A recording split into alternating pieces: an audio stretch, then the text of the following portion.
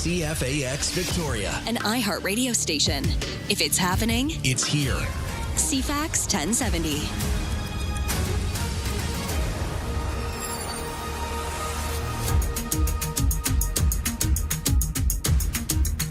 Hey, good morning, everybody. Welcome to Tuesday. It is August 4th. It's 6 o'clock in the morning, and we've got sunshine with a high up to 27 expected today. Getting warm, full forecast to come. But right now, let's get to the news, and let's say good morning. Sitting in for Lisa Best, here's Steve Young. Much, Ryan. Good morning, everybody. With thousands forced from their homes due to fires around southern British Columbia's Okanagan Lake, the Salvation Army in Vernon has become a place for people to gather as they figure out what's next. Charity spokesman Ron Cartmell says it opened Friday to offer emergency support services. He says since then, local businesses have stopped by with help ranging from pallets of bottled water to hamburgers and coffee. Cartmell says the community is doing what it can to ease some of the pain and the trauma evacuees are experiencing. He says he's spoken to people who are on their third wildfire evacuation in 7 years. As of late Monday, there were about 120 fires burning across BC, 50 of them classified as out of control. Lisa Laporte, The Canadian Press. Meanwhile, 100 Mexican firefighting personnel have arrived in the province to help with the growing fires. Forest Minister Rafi Parmar greeted them at the airport in Abbotsford yesterday and says about 200 more are coming later this week. He says they've traveled from their homes to help British Columbians protect theirs amid a challenging wildfire season. As of Monday, there were more than 120 active fires in BC, including multiple places that have led to evacuation orders and alerts in the southern half of the province. You can expect to see smoke in the area in the southern half of the island today. The smoke from the fires in the interior and Washington state will waft into the region. The worst of it can be expected late this morning before it eases as the afternoon progresses. Environment Canada says the air quality index will be at 3 or low risk today. Sad news coming in from Spokane. Officials there announcing the arrest of a suspect who they say is responsible for starting the Old Trails fire, the largest of 3 fires currently ravaging Spokane. Here's Alex Stone. More than 10,000 acres have burned in the Spokane area. Fire trucks surrounded by huge blazes as crews rush to contain the flames. The sheriff saying 14 people are unaccounted for, but incredibly, nobody has been killed or even seriously injured, despite the flames moving so quickly. 2 flight school planes crashed yesterday while flying near the city of Chilliwack. Gary Atkins with the Chilliwack Airport says one of the aircraft was carrying 2 occupants and safely landed at the airport. He says the second plane became submerged in a quarry lagoon and 1 person was reported to be on board. BC Emergency Health Services says 5 ambulances were dispatched to an area northwest of the airport. Officials say no patients were taken to hospital. Chilliwack is about 100 kilometers east of Vancouver. Aaron Sousa, The Canadian Press. President Donald Trump issuing a warning that he's giving Iran, quote, one last chance to make a deal.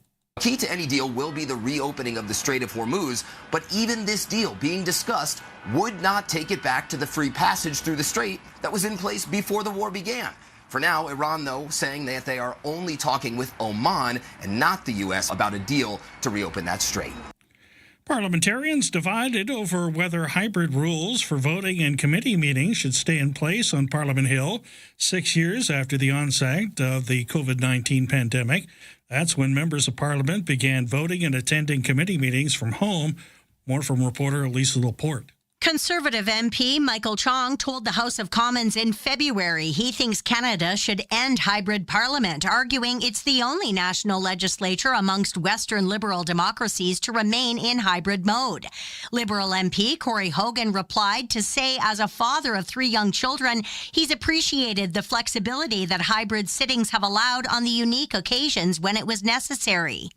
New Democrat MP Heather McPherson said in an interview last week, there is value in the hybrid parliament, noting the nature of the work has changed, and Canada has to offer flexible working conditions if it wants MPs to represent the nation's diversity. And that's your news to 6:05.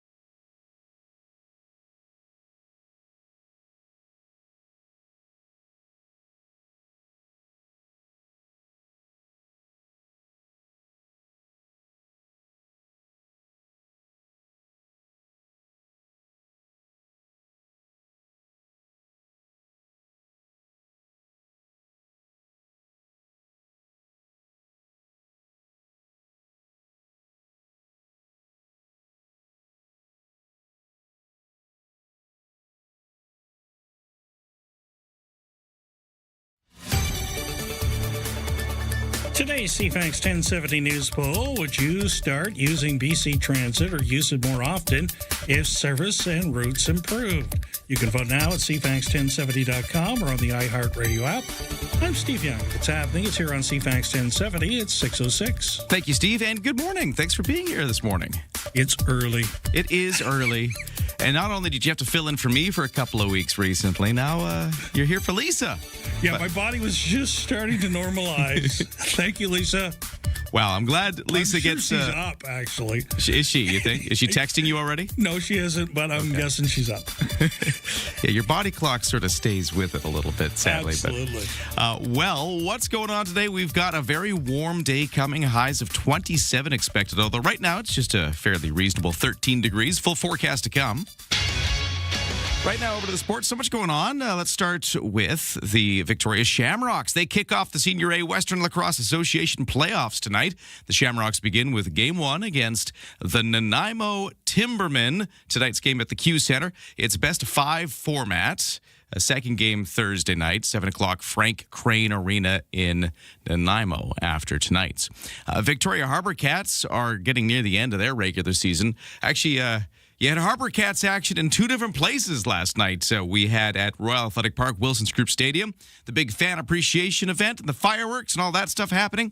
The game itself was the split squad. It was the Harbour Cats split squad and the SIBL All-Stars, with the All-Stars taking the victory 10-8. The Harbour Cats A squad was playing on the road in Wenatchee with a playoff spot hanging in the balance. Victoria was defeated 5-2 in the first contest of a 3-game series. They'll play the second match tonight. But yeah, it's not a guaranteed thing that the Harbour Cats will make it to the postseason here. So they need every win they can get and a little help elsewhere in the league as well. The Vancouver Whitecaps in the MLS, tied for first in the Western Conference of the Major League Soccer League, are hosting the Atlante FC of Mexico City in tonight's Leagues Cup group stage opener at BC Place Stadium. Atlante plays in Liga MX, that's Mexico's top division. The Midsummer Tournament features 18 select MLS sides and 18 Liga MX sides. And just a quick look at baseball, because, of course, it was the end of all the trading yesterday. Toronto Blue Jays general manager Ross Atkins believes his struggling club improved its roster yesterday with a blended trade deadline. Proven starting pitcher Jose Soriano and Spencer Arrighetti have been acquired, while Dalton Varsho and Jeff Hoffman were dealt away. Taking the blame for the Blue Jays' current season, Atkins is pleased with the moves. We're turning our focus to continuing to win games and compete this year, and make us better for the 27 years season and beyond that, and feel that we've accomplished that. Atkins believes the shakeup will give Toronto a shot to compete for an American League wildcard spot in the final 2 months of the regular season. That's your CFAX Sports. It's 6:09.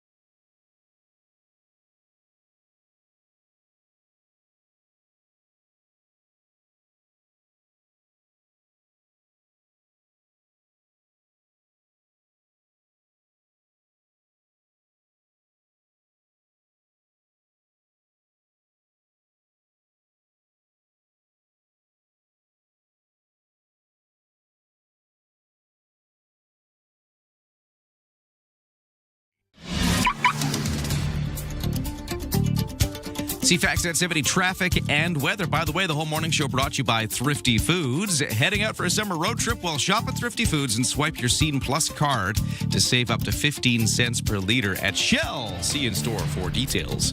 Okay, on the roads right now, it's fairly clear. No major crashes, no volume delays to speak of right now. I was saying this last week. I'm going to say it again this week with it being a long weekend kind of week. We just had Monday off for a lot of folks who get those stat holidays. I bet you there's a lot of folks just generally off this week. So I'm guessing we're going to see lighter than usual volume delays through the week. It's sort of playing out right now. We will, though, at BC Ferries see a busy day, I'm sure, although maybe not as busy as the last few. But the 7 o'clock sailing is already 91% full. So possible sailing wait at 7 o'clock that we're looking at right now. To the weather forecast. Well, we've got sunshine, high of 27 today.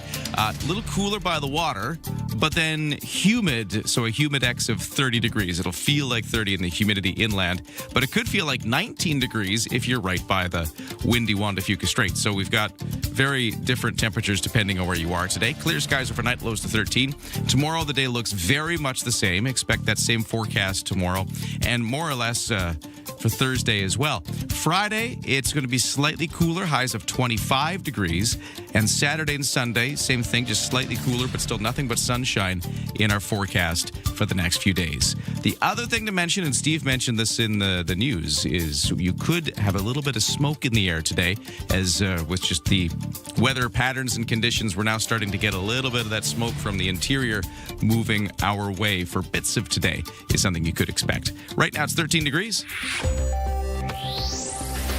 Checking the markets. Well, North American stock markets will open a little late at this hour, so let's take a look at how things closed off yesterday and at the end of last week. Here's Aaron Sousa. No trading on Bay Street yesterday for Ontario's civic holiday, but Friday saw Toronto's S&P TSX down 279 points to 35,226. In New York yesterday, the Dow jumped 693 points, while the Nasdaq rose 2%. In Tokyo this morning, the Nikkei was up 202 points. The Hang Seng in Hong Kong was down 156. Our dollar is trading near 71.20 cents U.S. WestJet flight attendants ended a one-day strike over the weekend after a quick deal with the airline. The union has said it now has 30 days to ratify the deal. Statistics Canada is out with June trade data today. May's merchandise trade surplus hit $4.2 billion, the highest in 4 years. The figures coming as Canadian exports reach a record high. And an astronaut from Alberta will fly to the International Space Station next month. Joshua Kutrick's 6-month mission aboard NASA's SpaceX Crew 13 will involve conducting health experiments and maintenance work. From the Canadian Press Business Desk, I'm Aaron Sousa. Let's get started. Start your day informed and entertained. Ryan and Lisa, mornings on CFAX 1070. Hey, good morning. Welcome to Tuesday. It is going to be a beautiful, warm one here in Victoria as we continue a wonderful week. And I hope you had a wonderful long weekend. If you get it, not everybody gets the long weekends, but if you did, I hope you had a wonderful time. If you didn't, I also hope you have a wonderful time. Here joining us, it's Steve Young in for Lisa Best this week. Steve, how are you doing? Not too bad. Nice day. Great to see you. Happy Snowbird Day. Yes, it is Snowbird Day. Let's talk about that. So today is a few things. It's the day that the snowbirds arrive. It's also the day some of the smoke arrives. So we've got a couple things going on that you'll notice up in the air today. But let's talk about the snowbirds first off, because I'm so excited to say, if you hadn't already heard this, that we will be there on scene. Josh and Jade taking our afternoon show there because it's actually happening sort of at the same time. It's around about 5 o'clock today that you can expect the snowbirds to be beginning their 45-minute air show, which will be right kind of centered along the Dallas Road waterfront. It's one of those things, I'm sure you'll see it from far and wide, but that is where they're saying is kind of the epicenter. That's where you want to go for the best viewing. Yes, and they're obviously preaching public transit because there are going to be road closures. So from 3 to 7 p.m., Dallas Road will be closed from Douglas Street to Memorial Crescent, and access to Clover Point will be restricted.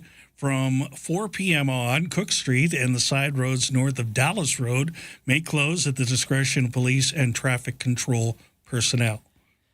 They're saying arrive early. Yeah. Well, and I kind of wonder how many people will go. I heard some estimates could be as high as like 30,000.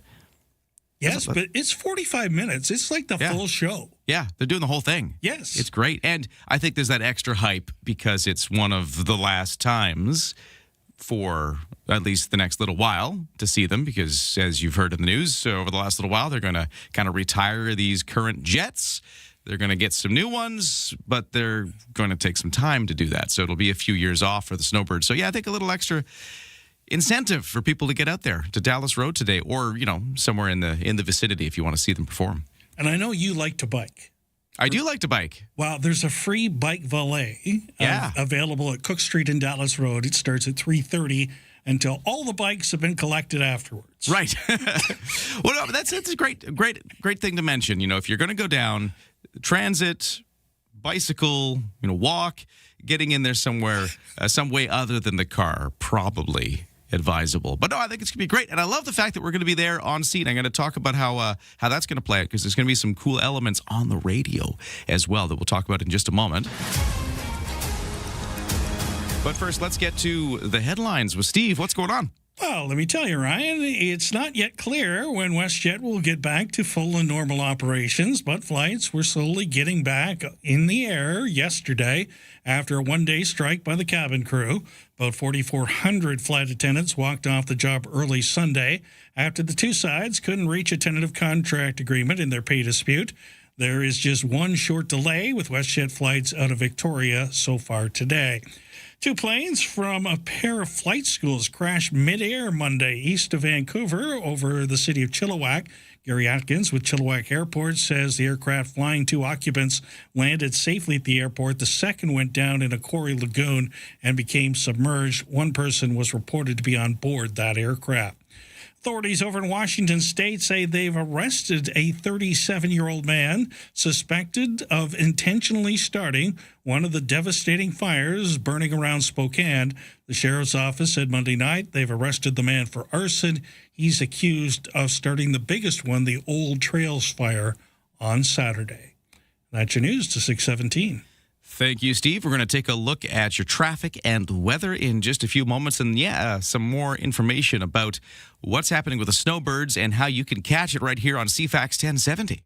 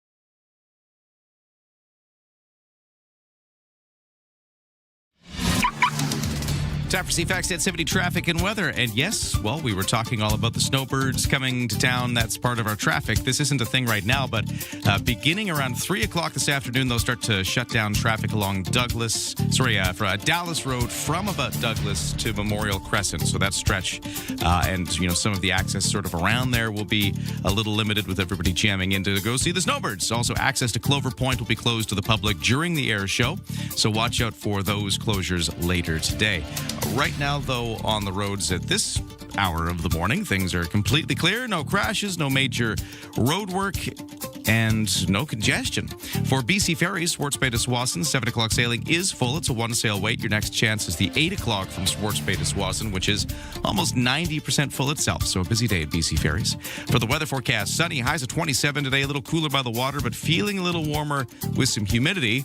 So quite a range of temperatures. You could feel everything from 19 degrees to 30, depending on where you are and how the humidity plays out.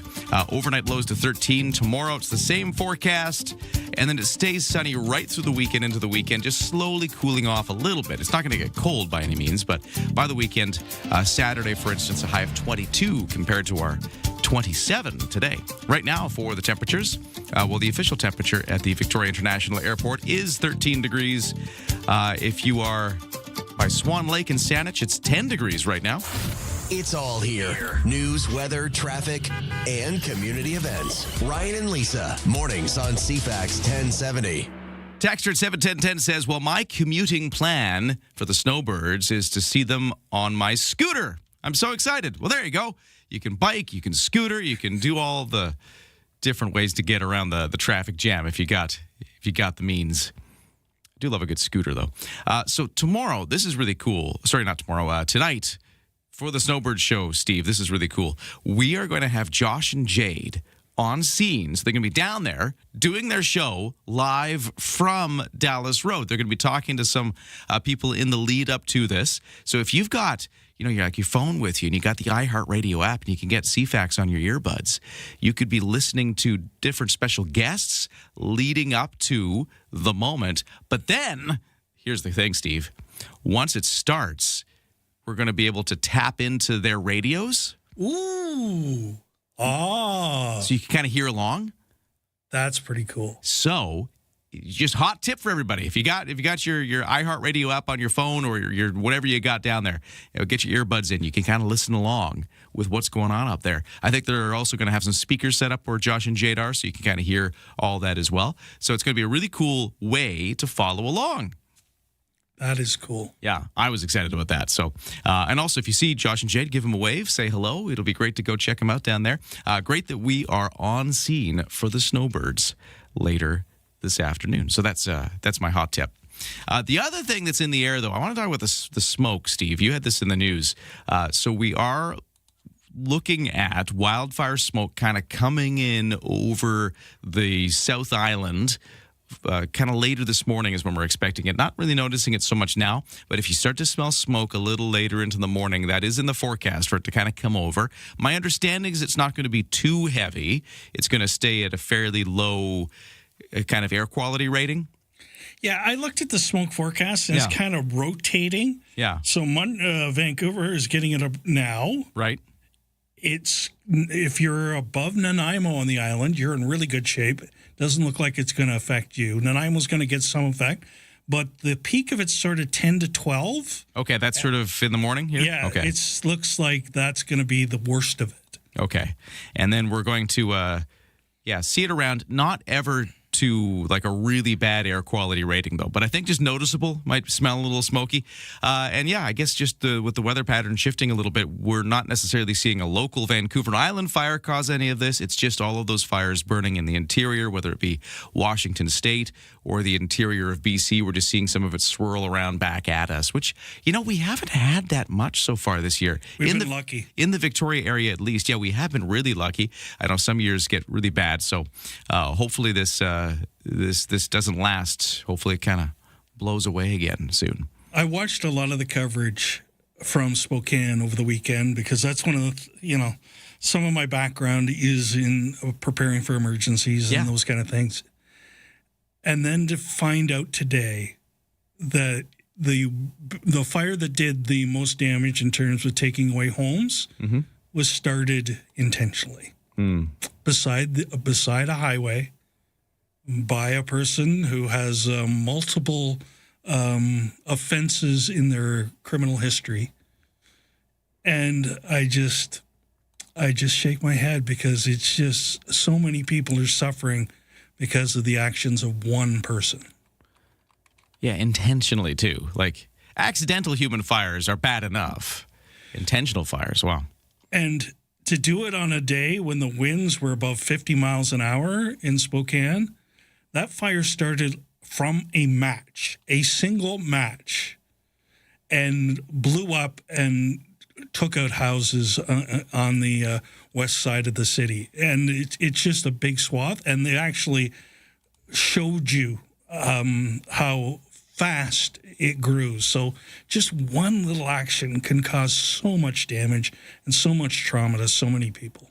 Stay safe out there when it comes to wildfires, and don't be alarmed if you smell the smoke a little bit later today. And yeah, that Spokane fire, one of the recent ones we've been following here, and we'll continue to follow it. But one other thing I want to get to just before we hit the news and get updated on all of what's going on with Steve. I got a text message here, Steve, at 7:10:10. Is this a sports question? I'm guessing it is. Yes. So I just want to say we're going to spend the week with Steve here. And I love hanging out with Sports Guy Steve because I get to ask all these questions. So I'm hoping we can pull out the Sports Guy Steve segment almost daily. I'm hoping at least once a day to kind of unravel something. Oh, you sweet talker.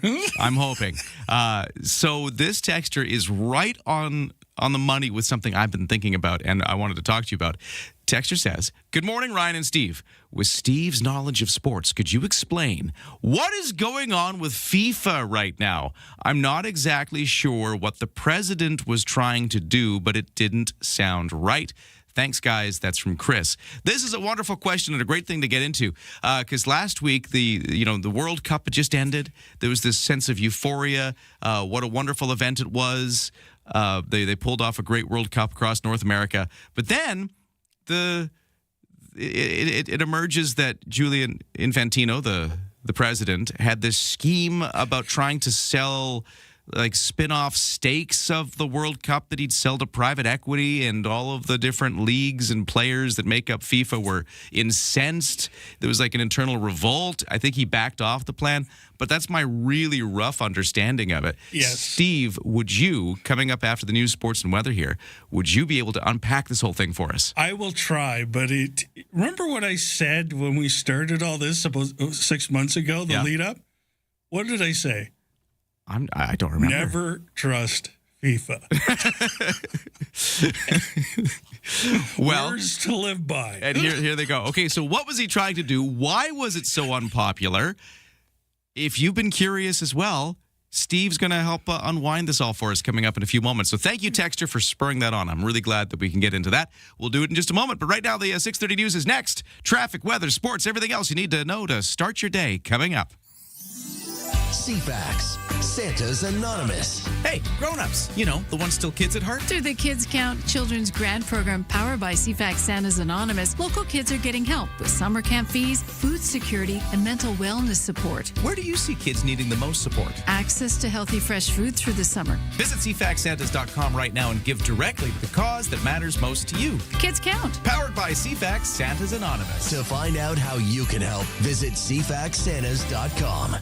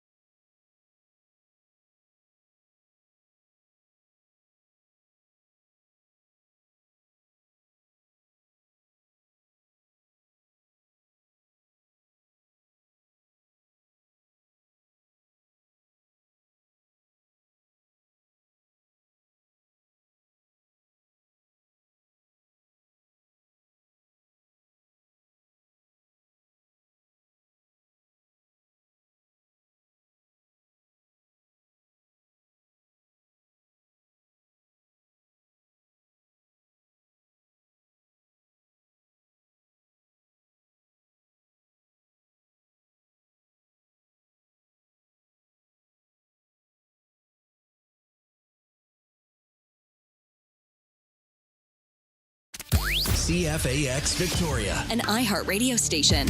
If it's happening, It's here. CFAX 1070. Good morning at 6:30 on this Tuesday, August 4th. It's going to be a sunny, warm one today with highs getting up eventually to 27 degrees. Also, watch out for a little bit of wildfire smoke wafting over us here on the South Island. Full forecast to come.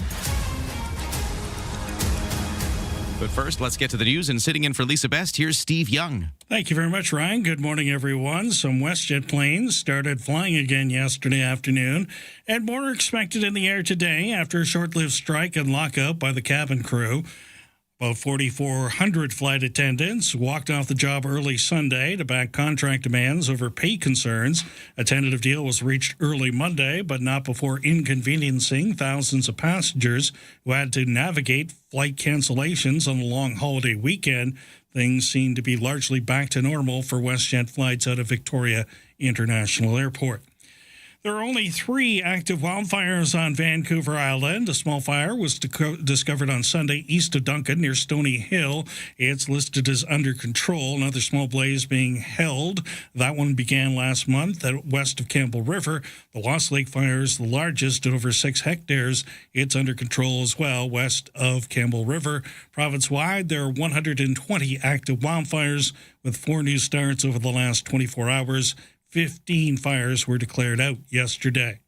Some of the thousands of evacuees forced from their home over the long weekend by fires burning around the Okanagan are describing what it was like to leave. Bert Baisley is staying in his travel trailer in a parking lot in Vernon, where he's been since he fled his home on banned land on Saturday after being evacuated from his home twice in 2021.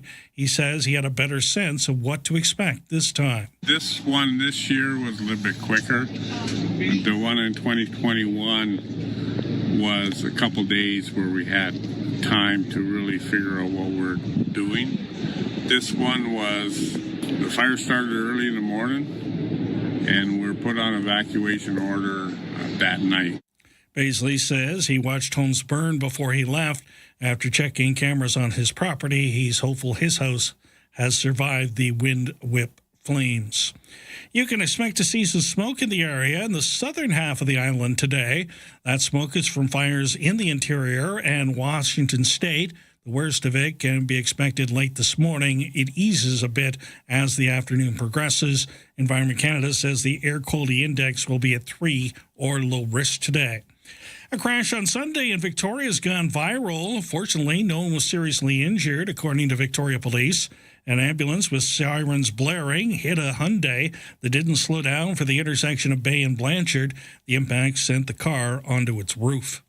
You can look up today because the skies over Victoria are about to put on an incredible show. The Snowbirds take flight at 5 o'clock with a full demonstration over Dallas Road as they celebrate anniversary number 55. If you can't make it to the waterfront, you can catch the live broadcast and simulcast right here on CFAX beginning at 4:30. Organizers are reminding spectators to plan ahead, arrive early. 30,000 people are expected. Sources say U.S. Attorney Janet Prero met with President Trump yesterday, fueling speculation she could be fired today. The meeting happened after the president criticized her for dropping charges against a U.S. Olympian accused of vandalizing the reflecting pool. Trump lashing out at U.S. Attorney Jeanine Pirro for dropping her case against former Olympian David Hearn, who was charged with vandalizing the newly renovated reflecting pool. Really disappointed with Jeanine Pirro. She folded like an umbrella. Authorities arrested Hearn, who had stopped on a bike ride and dipped his hand in the water. But Pirro dropped the charges Friday, acknowledging documents from the Department of the Interior indicate the damage was, quote, the result of a botched installation and not vandalism. That's your news to 6:35.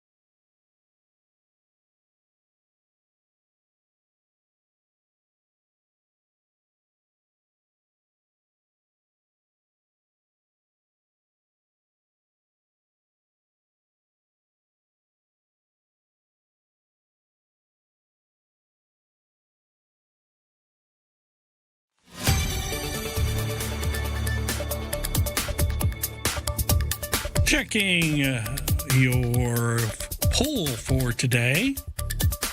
Would you start using VC Transit or use it more often if service and routes improved? You can vote now at CFAX1070.com or on the iHeartRadio app. It's 6:36. Thank you, Steve. We have sunshine today, highs up to 27 degrees, but maybe a little smoky at times with some of the wildfire smoke from the interior and Washington State kind of moving our way today. Full forecast to come. But right now, over to CFAX 1070 Sports. Lots to talk about. Let's start with baseball because we have some Toronto Blue Jays players saying goodbye after the trade deadline. Center fielder Dalton Varsho made his Astros debut just hours after being traded from the Toronto Blue Jays for pitcher Spencer Arrighetti. Varsho, who signed and walked while battling cleanup for Houston, says being traded was emotional. At the end of the day, it's business, and so you got to kind of wipe it up and kind of go out there and kind of forget about it a little bit quicker. The Blue Jays beat Houston 3-1 to snap the Astros' 6-game winning streak. The teams will play each other again tonight. But yeah, the on-the-field stuff sort of overshadowed by everything going on with all of the trades. That was just one example of what happened. But I do want to talk about some local baseball because interesting thing with the Victoria Harbor Cats yesterday, they were in two places at once. Well, they did a split squad. So the A squad was playing in Wenatchee, with a playoff spot in the balance. Victoria defeated 5-2 in the first contest of 3 games. That's yesterday. So a couple more tonight and then tomorrow on the road. And then it's into postseason. Will the Harbor Cats make it? It's kind of up in the balance. We'll have to see how they do, plus how some other teams do to see where things land. So that was on the road. But then the Harbor Cats split squad also playing at home at Royal Athletic Park, Wilson's Group Stadium, against the SIBL All-Stars, who won. The All-Stars took the victory 10-8. It was the fan appreciation night as well, with the fireworks and everything going on. So that was a cool night out as well if you took that in at Royal Athletic Park. Victoria Shamrocks kicking off the Senior A Western Lacrosse Association playoff tonight. The Shamrocks begin with Game 1 against the Nanaimo Timbermen at the Q Center. Best of 5 format, so we'll see how this one goes. And the Vancouver Whitecaps, tied for first in the MLS Western Conference, are now shifting over to the Leagues Cup group stage opener at BC Place Stadium. They'll be hosting Atlanta FC of Mexico City in tonight's game. So that's coming up, and that's your sports to 6:38.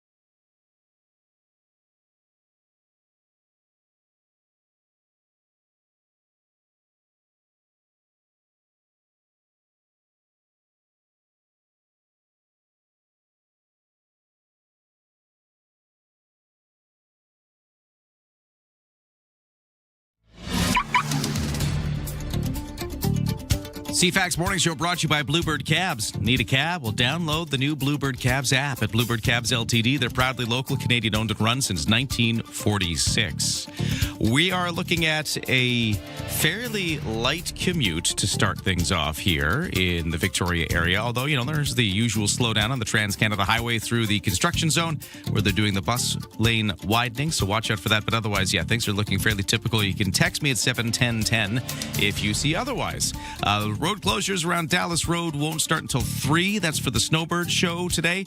So all the way from Douglas on one side to Memorial Crescent on the other, and access to Clover Point will also be closed off during all of this. Watch out for that later today. For the BC Ferries, 7 o'clock is full from Swartz Bay to Tsawwassen. 8 o'clock has some room left, though. For the weather forecast, it is going to be a warm one today. Highs of 27, a little sunshine with maybe some smoke haze at times with some of those fires burning in the interior and in Washington State, sending their smoke this way. It's been blown the other way for most of the summer, but we're going to get a bit of it today. For tonight, clear skies, lows down to 13. Tomorrow, sunshine. Again, highs of 28. Again, cooler by the water, but again, maybe a little humidity, making it feel a bit warmer, which will be the same story today and tomorrow. Thursday, it's sunny, highs of 26. Friday, sunny, highs of 25. Saturday, sunny, highs of 22. So, yeah, warm all throughout, just slightly cooler as we head towards the weekend. Right now for the temperatures in Oak Bay, I have 13 degrees. In Shawnigan Lake, it is 11 degrees. By the way, sports guy Steve is going to try to unwind some of the FIFA controversy recently in just a few moments at the request of a listener, so stand by for that. But real quick, just looking at the markets, we have the opening bells ringing, but no results from today. So here's how things closed on Friday for the S&P TSX, because, of course, it was closed yesterday for the long weekend. Ended last week down 279 to 35,226. In overseas trading, the Canadian dollar's been at 71.1 cents U.S. Don't attempt your morning commute without us. Ryan and Lisa, mornings on CFAX 1070.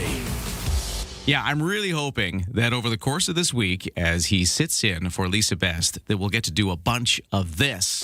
To the windup in his first offering. Touch the ball, Joe. The golden goal. It's Sports Guy Steve. Oh, my goodness. What did you say? You heard me. Sports Guy Steve. Just a bit outside. That never gets old. I love that every time.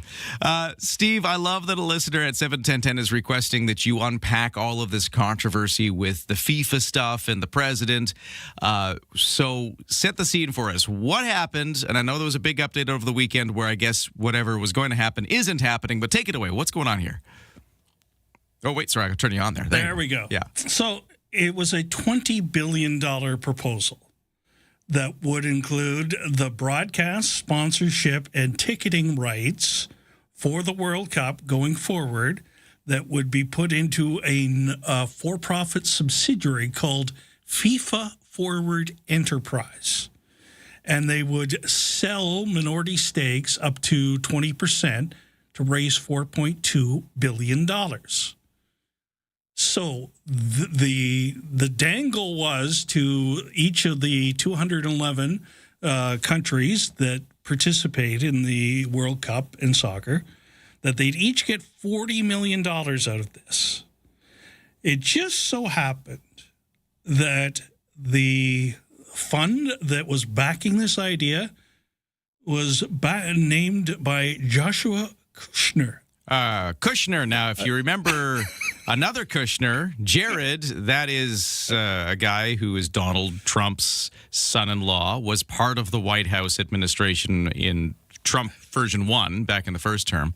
So it's kind of Trump adjacent, I guess, is one of the things that set off some alarm bells. Okay.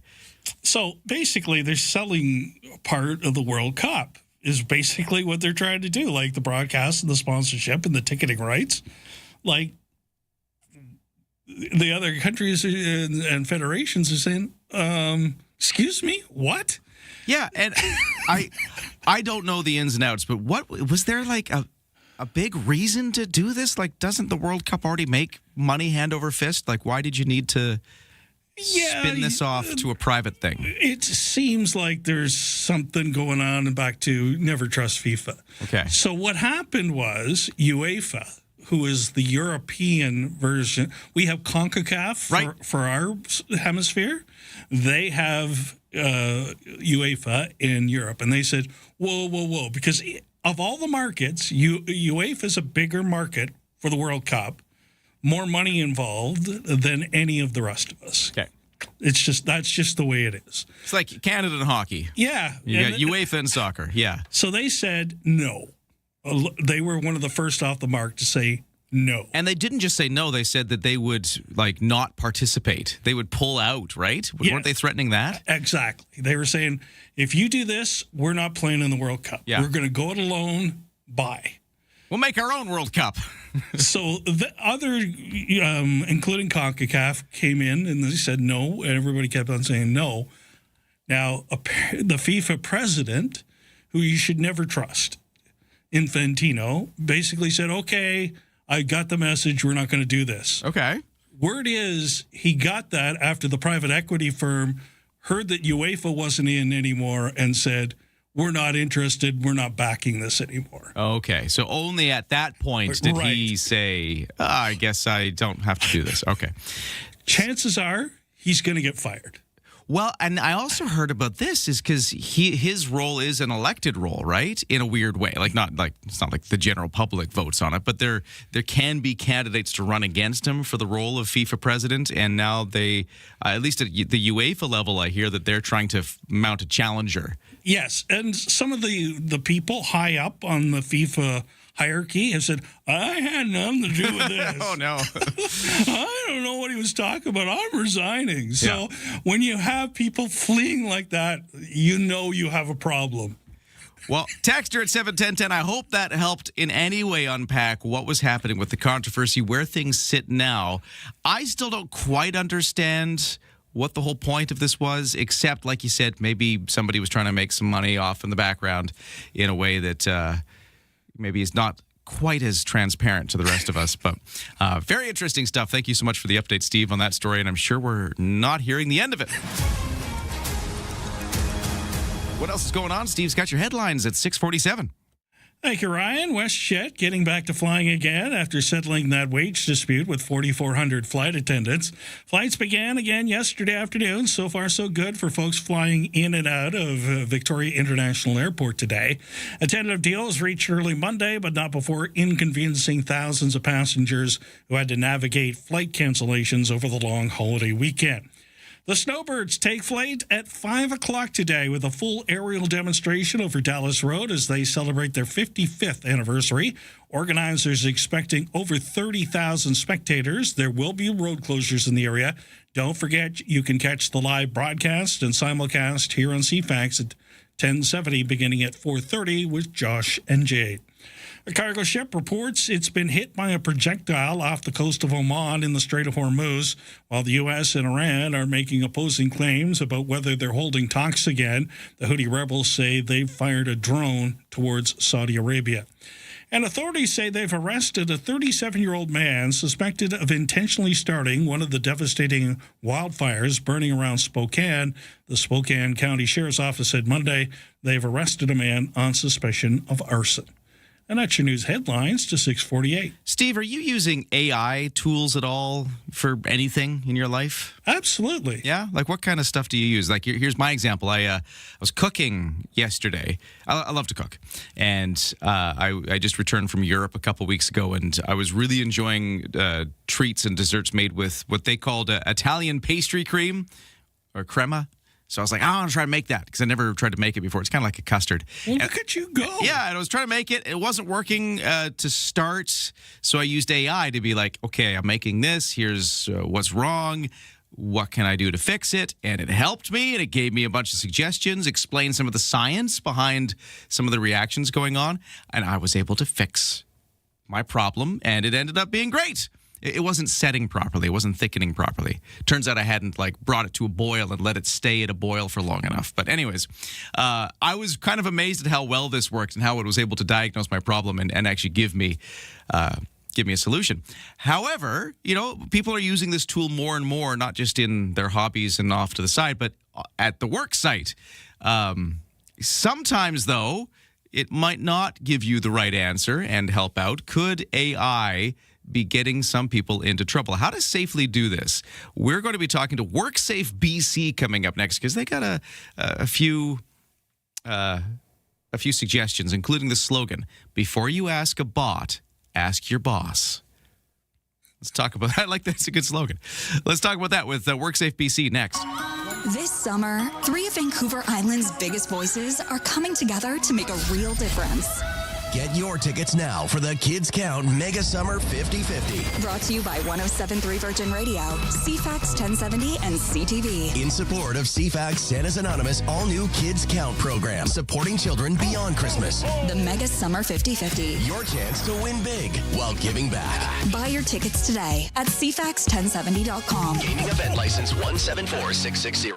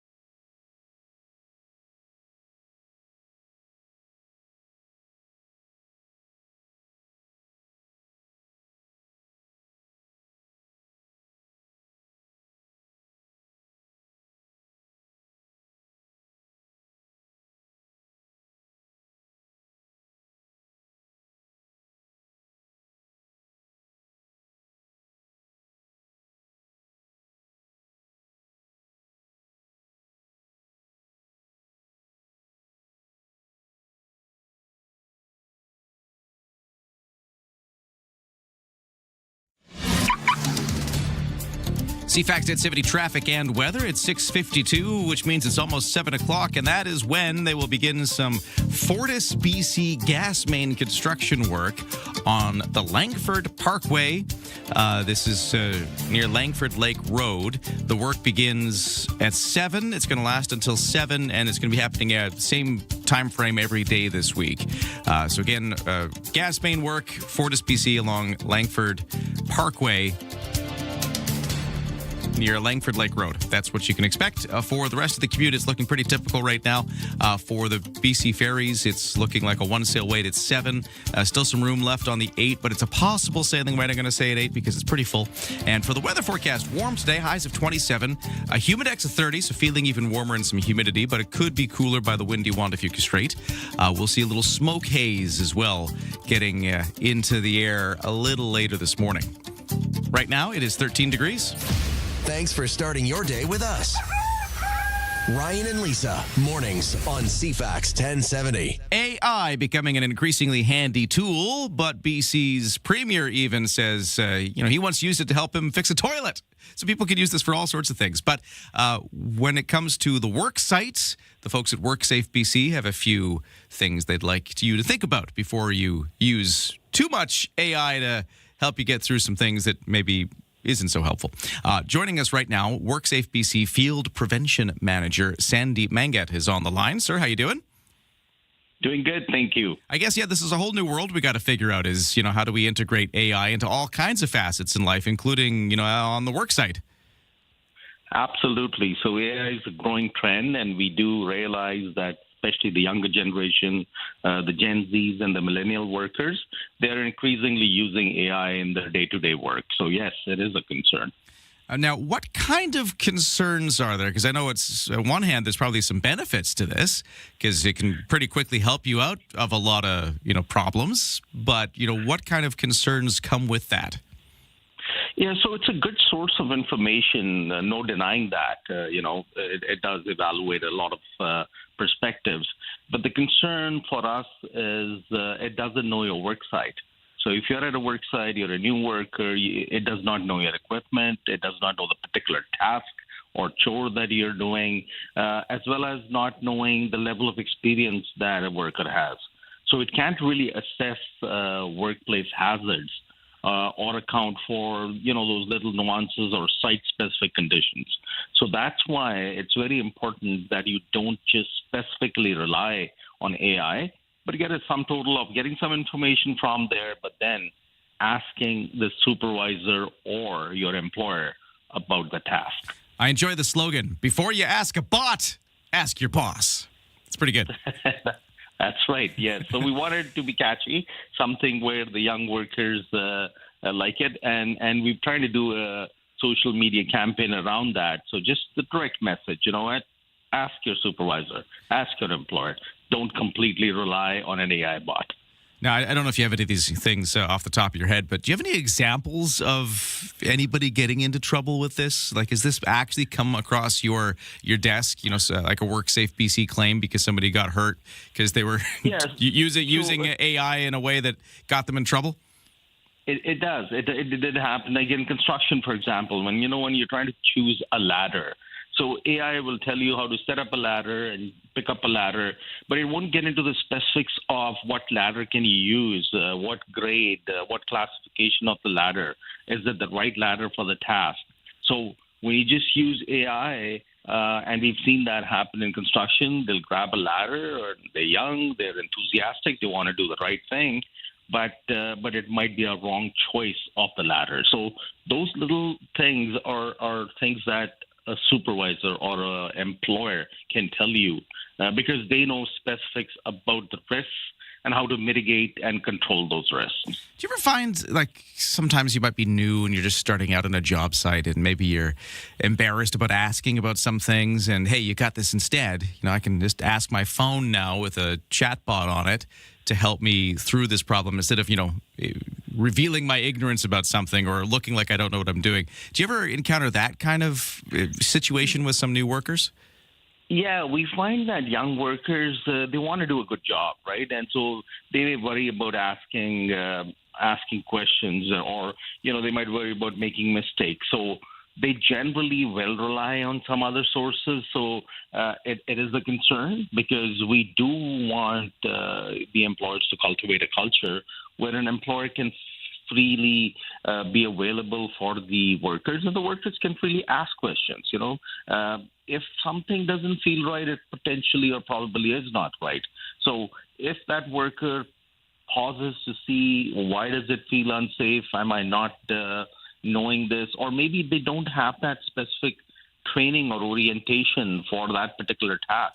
So I think what's important, and we found this quite commonly, that if workers ask the question, there is a culture that's built up where young workers are free to ask questions. And we always say there is no question that is a stupid question because you're clarifying something that you're not familiar with. So building up that confidence that, yes, young workers can come up to a supervisor or an employer, they will not be reprimanded for it, and that, yes, I need to know this well before I do that particular task. So that is very important. We're talking to WorkSafe BC about their campaign. Before you ask a bot, ask your boss. You've actually got on your website a series of YouTube videos with sort of some examples of this. I think you've even got like a ladder example that's up there. So if people want to find out more, where can they go? Oh, you still there, sir? Yeah, I'm still here. Sorry. Oh, yeah. Just if people want to find out more, where can they go? Oh, if they want to get more information, yes, go to our website. We have a specific page on our website that kind of talks about the campaign. Like you said earlier, before you ask a bot, ask your boss. Go in there, take a look at it. We've got videos, we've got information that particularly deals with inexperience or lack of training. So we've got resources pertaining to that. And also on the website, another thing we were saying that if you can't find something on our website, we have our prevention information line. So it's a toll-free number, 1-888-621-7222. And just call us there and we'll provide you with more information. But this information is available on our website in multiple languages. So that's your best source.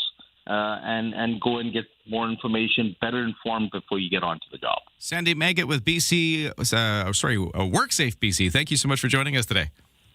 Thank you. Thank you for having us. All right, we'll take a break. We got the 7 o'clock news with Steve next.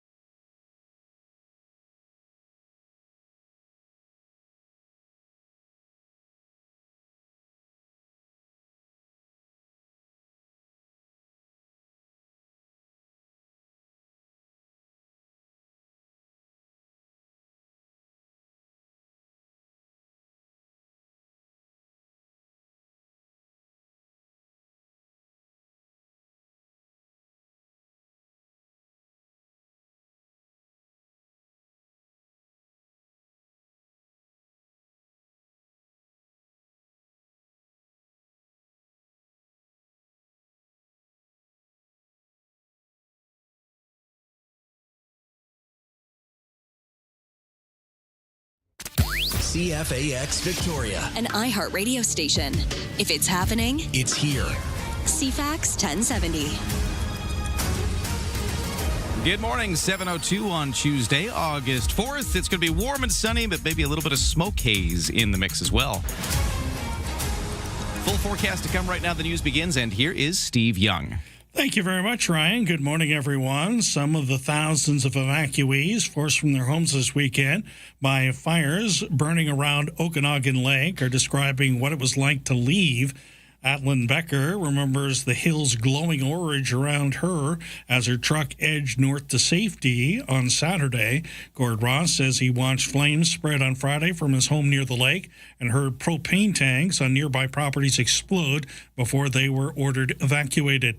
Dan Wilson is the chief of the Okanagan Indian Band and says they don't know the full extent of the wildfire's destruction on their homes and infrastructure and couldn't say when residents will be allowed back. Meanwhile, the Spokane County, Washington Sheriff's Office says they're still trying to track down 14 people who called for help as the wildfire emergency broke out over the weekend.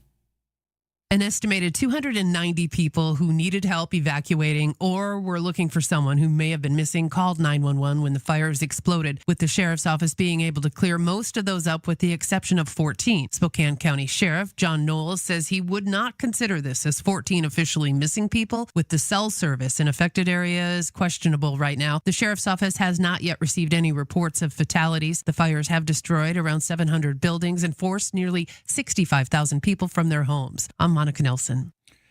You can expect to see smoke in our area if you're in the southern half of the island today. The smoke from the fires will waft into the region as the day progresses. The worst of it can be expected late this morning around 10 o'clock-ish before it eases as the afternoon progresses. Environment Canada says the air quality index will be at 3 or low risk today.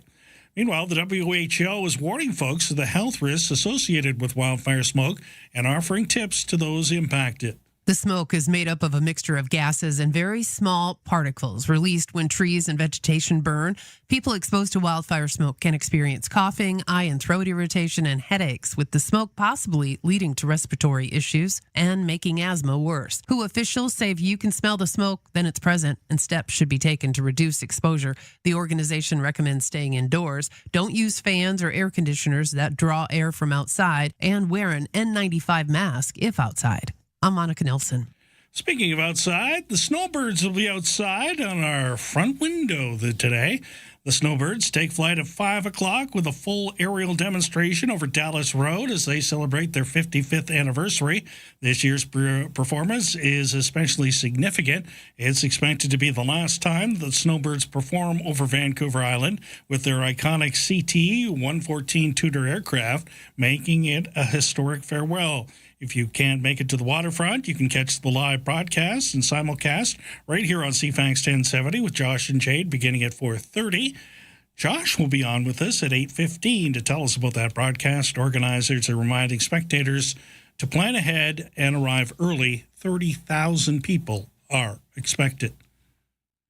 And the U.S. government issuing an active security warning for Americans traveling in Cuba as the island grapples with a total power failure. This marks the 6th time the island's energy infrastructure has completely failed this year alone. Restoration efforts were briefly successful in parts of Havana yesterday, but a secondary failure wiped out those gains. The continuous blackouts are leaving over 10 million residents without power, water, or cell service amid sweltering summer heat. I'm Michael Kastner. That's your news to 7:06.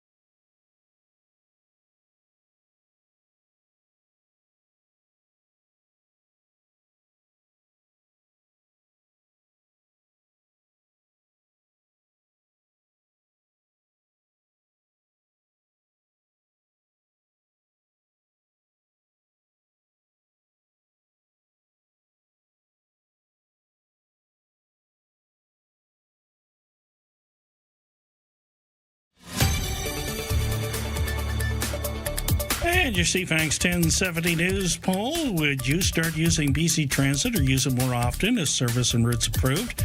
You can vote now at CFAX1070.com or on the iHeartRadio app.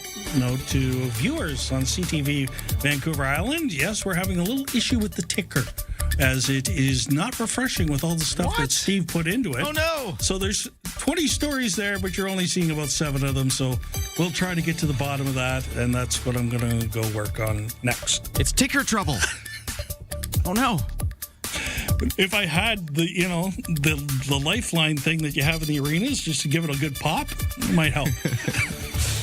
Well, good luck, Steve. I hope you get this sorted.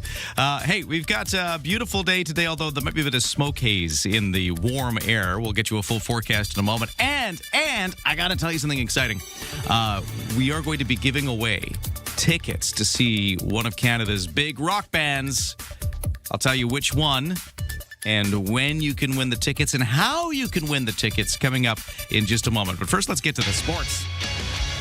For the Toronto Blue Jays, a lot of trade action taking place yesterday, and general manager Ross Atkins believes his struggling squad improved its roster after a blended trade deadline that saw him add proven starting pitchers like Jose Soriano and Spencer Arrighetti, while subtracting Dalton Varsho, yes, we say goodbye to him, and Jeff Hoffman as well. Atkins figures his moves will give Toronto a shot to compete for an AL wildcard spot in the final couple of months of the season. The Jays are 4 games out of that berth right now. And by the way, like we said, we're saying goodbye to some players like Dalton Varsho. He was commenting on this.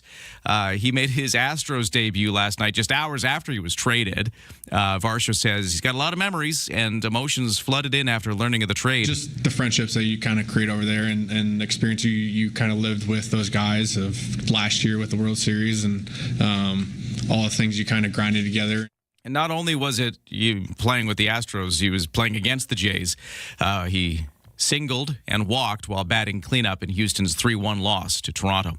What else is going on in sports? Well, for local baseball, interesting because we had 2 Harbor Cats games last night in different places because they did a split squad thing. The A squad played in Wenatchee on the road with a playoff spot still in the balance. Victoria was defeated 5-2 in the first contest of a 3-game series against Wenatchee. They'll play again tonight on the road. Now, the other squad was playing at home for the big fan appreciation night, the fireworks, all that at Royal Athletic Park last night. They played against the SIBL All-Stars, and it was the All-Stars who took the victory 10-8 in the end. We have in lacrosse, Victoria's Shamrocks kicking off the Senior A Western Lacrosse Association playoff. It's a best of 5, and game 1 is going to be at the Q Center tonight. Shamrocks taking on the Nanaimo Timbermen in this first series, and that is your CFAX Sports to 7:10. Yeah, stand by. Big concert announcement for you next.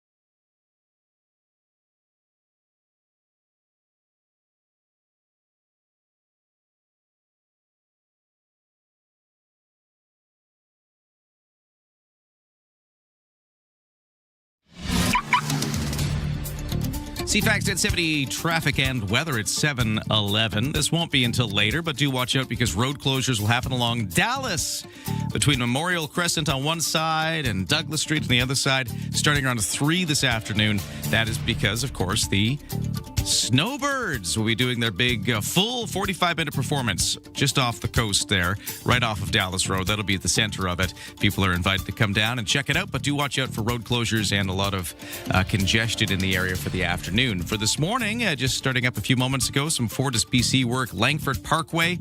Watch out for that. It's going to take place every day this week, 7 a.m. to 7 p.m. BC Ferries, the 8 o'clock sailing is coming up next, and it is 91% full, possible sailing weight at 8 as we have a busy day at BC Ferries here after a long weekend. For the weather forecast, mainly sunny today, although there could be some smoke haze in the air. We're getting a bit of that from the interior sort of wafting our way today. Highs of 27, a little cooler by the water, but some humidity as well, making it feel like 30 today. So quite a warm day. Clear skies tonight, lows to 13. Tomorrow, same forecast, sunny, highs of 28. Humid, maybe a bit cooler by the water. Right now, it's starting to warm up. Official temperature, the one at the airport, is 14 degrees right now.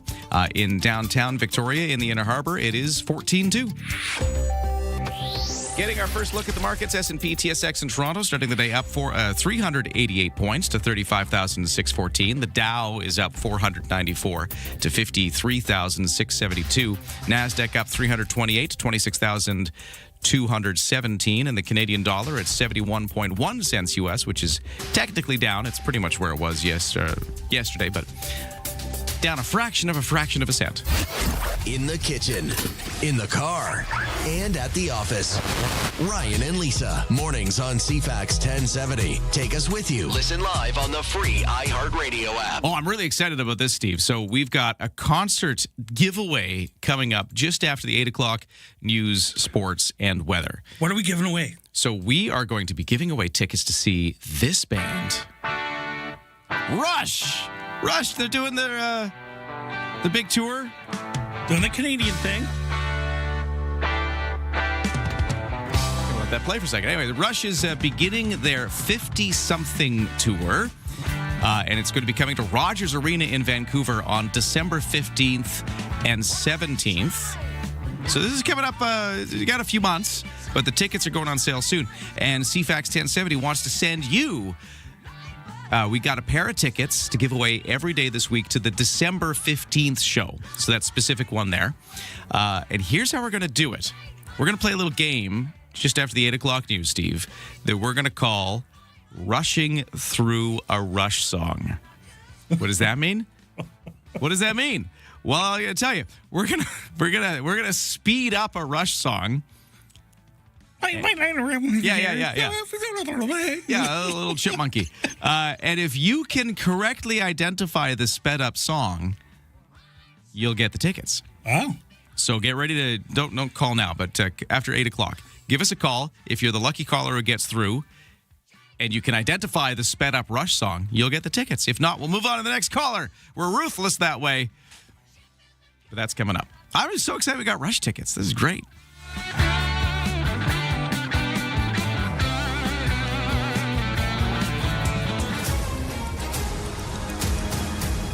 I won't speed that one up today, though, because I already played that one. That would be too easy. That would be too easy. It's going to be something else. Do you know that Getty is one of the biggest Blue Jay fans in the world? I can imagine. Yeah, big Toronto sports guy. He's from Toronto, of course. Yes.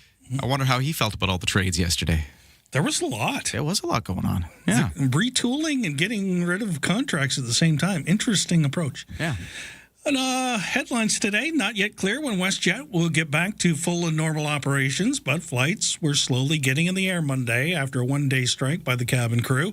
About 4,400 flight attendants walked off the job early Sunday after the two sides couldn't reach a tentative contract agreement in the pay dispute. There's just one short delay with WestJet flights out of Victoria today so far. Authorities in Washington state say they've arrested a 37-year-old man suspected of intentionally starting one of those devastating wildfires burning around Spokane. The sheriff's office said Monday night they've arrested a man for arson. He's accused of starting the Old Trails fire on Saturday. Social media rumors sparked a migration surge from Morocco to Spain on the weekend. Posts on Instagram, Facebook, and TikTok convinced thousands of migrants that the border was open. Within days, an estimated 60,000 people showed up, the largest surge in years. Most have already returned to Morocco. Many migrants also misunderstood Spain's immigration rules, thinking they could stay automatically. Both Moroccan and Spanish authorities were unprepared. They blamed misinformation and smuggling networks. Economic struggles in Morocco continued to drive young people from that nation to seek opportunities abroad. That's your news headlines, the 7:17. Well, the snowbirds are coming to town. Well, actually, they're already here because they did a little thing at the BC Aviation Museum. Then today, the big show off Dallas Road is going to be happening around 5, although they're going to start closing the streets around 3. So that is the place to be today. We're along the Dallas Road waterfront for the full 45-minute Snowbird Show. Steve Hale, president of the BC Aviation Museum, is going to be joining us in just a few moments to talk about what we can expect today, but also what's going on with the BC Aviation Museum and their connection to all of this. Of course, they've got a snowbird. They got one of the jets that's on display. They were doing this stuff yesterday. Let's catch up with them next.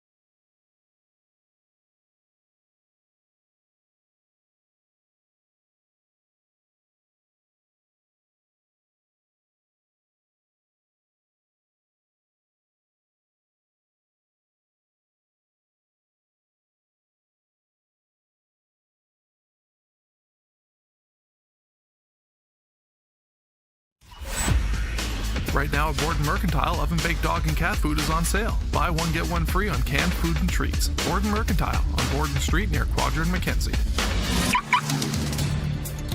CFAX 1070 traffic and weather. Hey, if you are heading out to see the snowbirds later this afternoon off the Dallas Road waterfront, the weather could not be better. I mean, maybe a little on the warm side, so be prepared for some heat. We got sunshine. We got highs of 27, humidex of 30, so feeling a little warmer. But this is the thing. If you're along the Dallas Road waterfront, we are expecting it to feel a little cooler where the winds blow on shore. So it could be a little cooler by the water. So not just prepare for the heat, but, maybe prepare for it to be a little cooler once you get down to the ocean front and you camp out to see the snowbirds. Anyway, so that's the weather forecast for today. Clear skies tonight, by the way, lows to 13. For the traffic situation, we've got no major issues right now. We do have some new road work starting up. It's Fortis BC work. They're going to be doing a gas main construction. This is right at Langford Parkway, around about Langford Lake area. So watch out for that. Langford Lake Road, I should say, is where they'll be along the Langford Parkway. And that's going to be every day this week, not just today, and going until 7 p.m. Watch out for delays. For the BC ferries, no sailing rates right now, but the 8 o'clock is getting close. It's 91% full right now. Ryan and Lisa. Mornings on CFAX 1070. Remember, you have us in the palm of your hand. For listeners on the go, listen live on the free iHeartRadio app. Getting hyped for the snowbirds display happening later this afternoon. So now's a good time to dig into some of the passion for flight we have locally with the BC Aviation Museum. They actually had the snowbirds there yesterday for this open house. Steve Hale is the president, and he's joining us on the line. How you doing, sir? Awesome, Ryan. Thanks so much for calling. Oh, great to get you here. So yesterday, kind of in the lead up to this big show today, you had all this stuff going on at the BC Aviation Museum. You had the snowbirds there. They were signing autographs. Talk us through how yesterday went. It was an absolutely blockbuster day. Mother Nature was very, very cooperative. We had perfect weather, clear skies.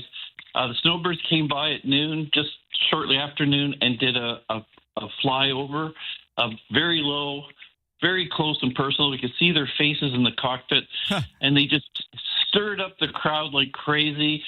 Then they landed, had a bit of lunch, and came over.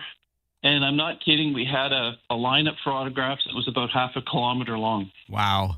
So people really came out to see them. And I guess, it's not just that the snowbirds are cool at the best of times, but this year is different because whenever they do something like this, sign autographs at the Aviation Museum, or like this afternoon, do the full performance off the Dallas Road waterfront, there's this sense of this could be the last time. And I think there's probably that extra bit of attention on it. Well, it was a very, very bittersweet moment for us at the museum. The sweet part was that we have now revealed our Snowbird 1 aircraft. It's been beautifully reproduced and restored by friends of the museum at BMT.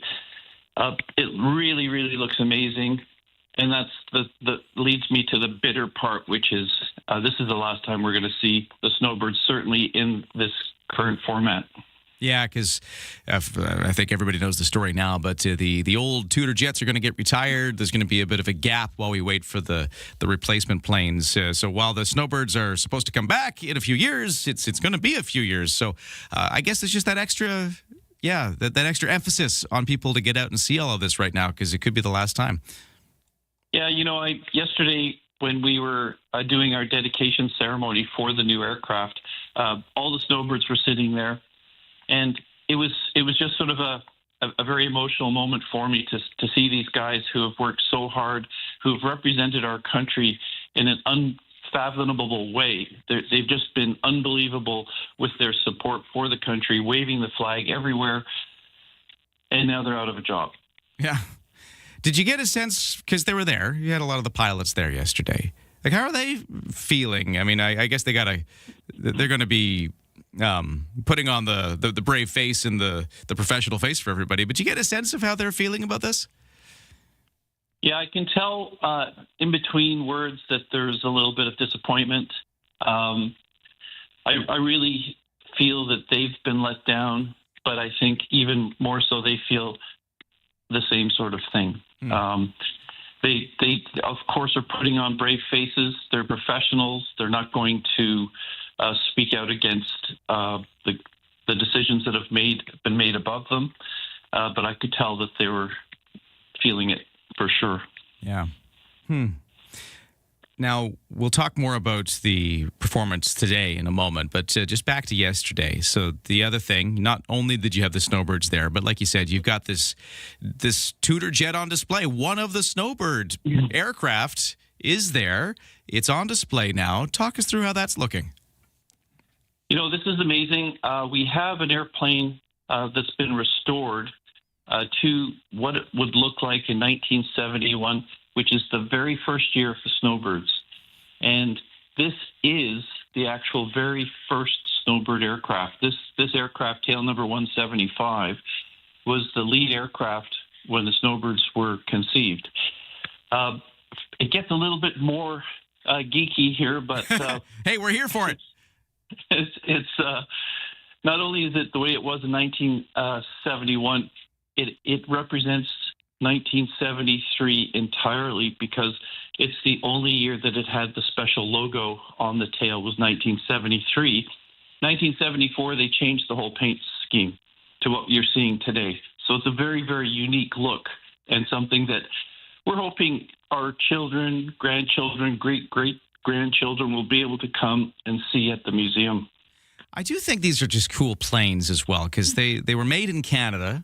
That's neat. Like, we don't necessarily build a lot of our own fighter jets nowadays, but we did then, and we built this one. And the fact that, we only built a few of them, pretty close to the time you're just talking about. I think it was like late 60s. We built a handful of these things, and they're still the ones going now. I mean, I guess that's probably why we're retiring them soon, is because they're quite old. But there's just so much neat Canadian history behind these. Well, it's not just that it's an incredibly well-built Canadian fighter jet. but so many of us, including myself, have flown these. And this particular aircraft that we have at the museum, I checked my logbook. I've actually flown it twice. Really? Yeah. Wow. Quite amazing, and it just makes it very personal to everybody and their families. I'm not just the only one that's flown this aircraft. We had yesterday about half a dozen people there who had flown that aircraft. So it's kind of like a member of the family. That's so cool. And neat that it gets to live on there as a display at the BC Aviation Museum. And that's where there was a big activity yesterday. But today it's big activity because the Snowbirds are doing their full 45-minute show off the Dallas Road waterfront. Are you heading down? Where are you going to check this thing out from? Yeah, Kelly, who's the executive director of the association, she was very kind to send me a VIP pass. So I'll get to go and cook with everybody in the 30-degree temperatures. Yeah. And it's a high show, so that's there's no detraction there. It's a full show, but it's a little higher level than they would do at an airfield.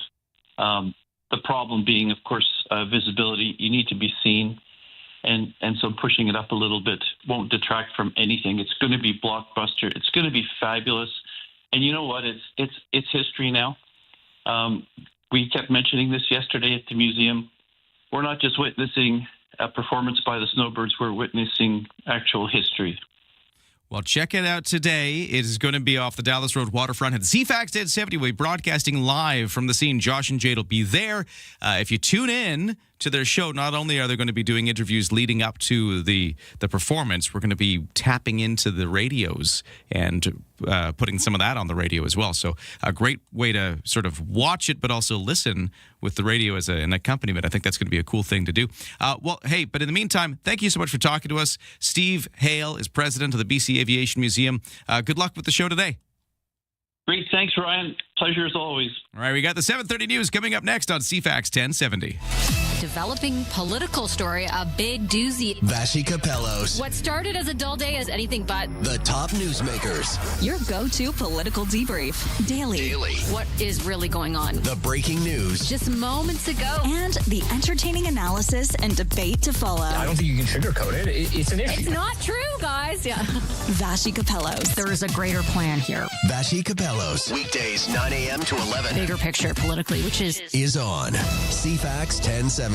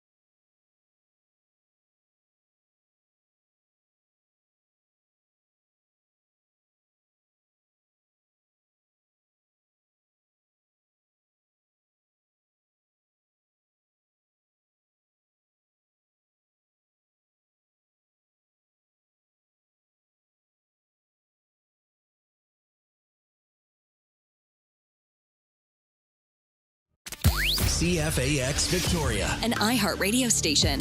If it's happening, it's here. CFAX 1070. Good morning. It is 7:31 on Tuesday, August the 4th. A warm, sunny day today. A little smoke could be in the air as well. Expect a bit of haze. We'll get you a full forecast in just a moment. Right now, the news begins, and here is Steve Young. Thank you very much, Ryan. Good morning, everyone. There are still only 3 active wildfires here on Vancouver Island. A small fire was discovered on Sunday east of Duncan near Stony Hill. It's listed as under control. Another small blaze is being held. That one began last month west of Campbell River. The Wasp Lake fire, the largest at over 6 hectares, is under control. It's also west of Campbell River. Province-wide, there are 120 active wildfires with 4 new starts over the last 24 hours. 15 fires were declared out yesterday. Meanwhile, the uncontained Spokane, Washington wildfires have forced nearly 65,000 people from their homes and destroyed 700 buildings. The fires are moving fast into residential neighborhoods where they pose a new, unprecedented risk. The smoke was very intense. Shouldn't have been back here, but I had to see my house. Spokane is the state's second largest city, and strong winds are pushing the fires so quickly that entire neighborhoods are charred to chimneys. More than 450,000 acres have been burned so far in Washington state this summer, and 1 person has been arrested for arson in connection with the ongoing blazes. The 3 fires burning simultaneously have also strained firefighting resources. I'm Michael Kastner. Crash on Sunday in Victoria has gone viral online. Fortunately, no one was seriously injured, according to Victoria Police. An ambulance with sirens blaring hit a Hyundai that didn't slow down at the intersection of Bay and Blanchard. The impact sent the car onto its roof. WestJet resumes the flights yesterday, but hasn't said exactly how long it might take to return to full operations after a 1-day strike and lockout involving the cabin crew. Many stranded passengers still reeling from the cancellations and inconvenience from the labor dispute. WestJet's 4,400 flight attendants will vote in coming weeks on the tentative agreement their union reached yesterday to address wage concerns for work done in flight and on the ground. Parliamentarians are divided over whether hybrid rules for voting and committee meetings should stay in place. This 6 years after the onset of the COVID-19 pandemic. That's when members of Parliament began voting and attending committee meetings from home. More from reporter Lisa Laporte. Conservative MP Michael Chong told the House of Commons in February he thinks Canada should end hybrid parliament, arguing it's the only national legislature amongst Western liberal democracies to remain in hybrid mode.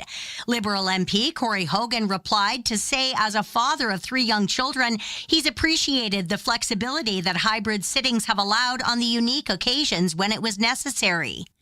Canadian astronaut Joshua Kutrick is preparing for a mission in space. He's one of the 4 members assigned to NASA's SpaceX Crew Mission 13, set to spend 6 months at the International Space Station. Kutrick grew up on a cattle farm in eastern Alberta and says he's dreamed of doing this his whole life. Been training for this mission for years, so a lot of excitement there to just go and do it, but also a lot of pride, a sense of being proud to be doing this job, not just as me, but to be doing it for Canada, to be doing it with this flag on my shoulder. The SpaceX Dragon spacecraft with the crew is expected to take off from NASA's Kennedy Space Center in Florida on September the 12th.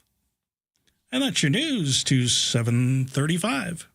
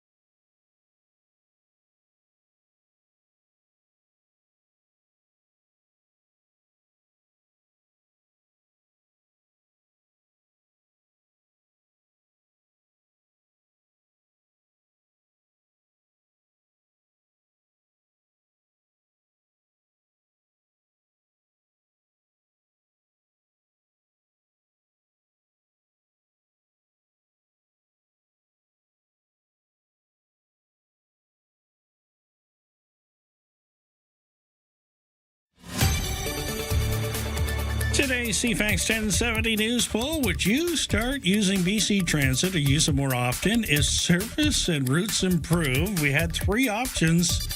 Not interested. By far the winner so far. 66% say nada. You can vote now at CFAX1070.com or on the iHeartRadio app. It's 7:36. Thank you, Steve. We are taking a quick look at the weather. Sunshine today, highs at 27, maybe even a little warmer feeling with the humidex at 30, but a little cooler by the water, so it's that usual mix of things. Also, just a little bit of smoke haze mixed in today as we get a bit of that blowing towards us from the interior in Washington State with the wildfires. We'll get to the full forecast in a moment.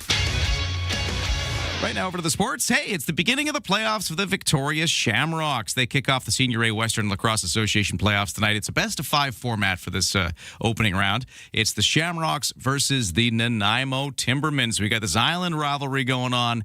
The first game is at the Q Center. That's tonight. Second game will be Thursday night at the Frank Crane Arena in Nanaimo.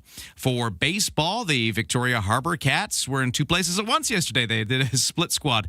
They had at the Royal Athletic Park last night, the split squad versus the SIBL All-Stars. It was an exhibition matchup. They had the fireworks and the fan appreciation stuff. Cool night at Wilson's Group Stadium, Royal Athletic Park. For the A squad, though, they were on the road in Wenatchee with a playoff spot in the balance. Victoria defeated 5-2 in the first contest of this three-game set. They'll go again tonight. The Vancouver Whitecaps, tied for first in Major League Soccer's Western Conference, are changing gears a bit tonight. They're hosting Atlanta FC of Mexico City in tonight's League's Cup Group Stage opener at BC Place Stadium. Atlante plays in Liga MX. That's Mexico's top soccer division.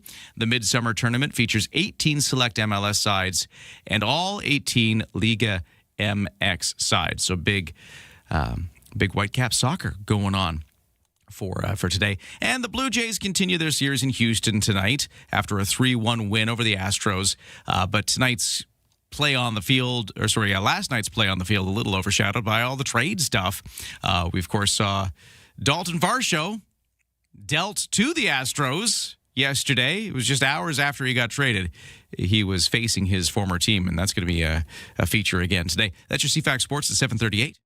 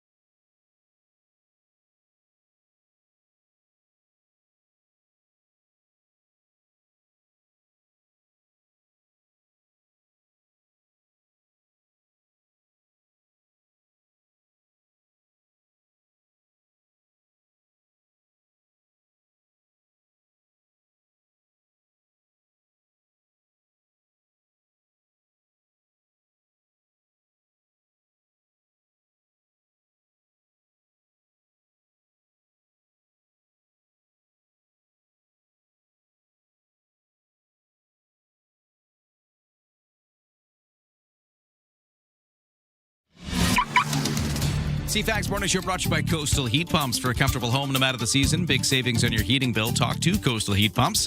Designed for comfort, the South Island's Elite Plus Fujitsu Air Stage dealer. Okay, the roads today. A little road work from Fortis BC. They are doing some gas main work from today until August 10th along Langford Parkway near Langford Lake Road. Watch out for delays. Some traffic control happening there. It might be a little slow going right up until 7 p.m. today, and then that's repeating for the next few days. Otherwise, the commute's looking fairly light in the grand scheme of things. No major delays, no major crashes. I'll watch out for road closures around Dallas Road, of course, later today, starting around 3 for the Snowbirds performing off of the waterfront. For the weather forecast today, highs of 27, feeling like 30 in the humidity, though, with a humidex of 30, but also feeling like 19 if you're by the windy one to Fuca Strait.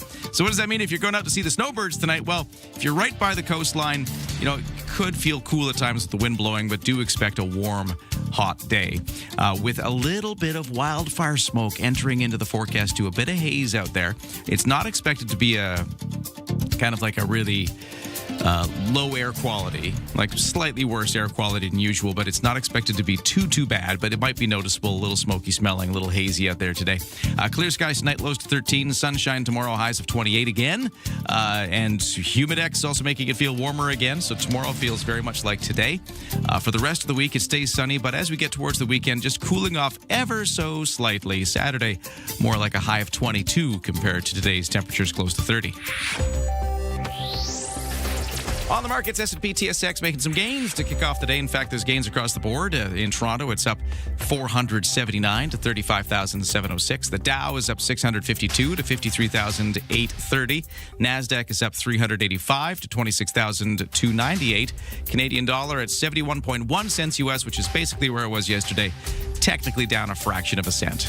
Ryan and Lisa, mornings on CFAX 1070. Oversleepers, catch all the highlights on the latest audio podcast at CFAX1070.com and on the free iHeartRadio app. We love it when you join the conversation at 7:10:10, and we've been talking a lot about the snowbirds as they get ready to perform overhead later this afternoon. Here's what some people are saying. At 7:10:10, Texter says, "Good morning. I think the choice of replacing the Tudor jets with a Swiss propeller plane is a step backward and a step down. Perhaps they'll be able to do a little crop dusting on the side." Yeah, people don't like the prop plane idea. Even though I guess these prop planes are not just regular prop planes. They're like these high-performance, crazy fast planes that are used as jet trainers because they've got the same cockpit, I guess, and they go really fast. So it tends to be something that's used as a step towards learning how to fly a jet. But that all aside, all the logic aside, I think the idea that it's not a jet just does sit wrong with some people, Steve. I think we should bring back the Aero Air. The Avro Aero? Yes. That one? Yeah.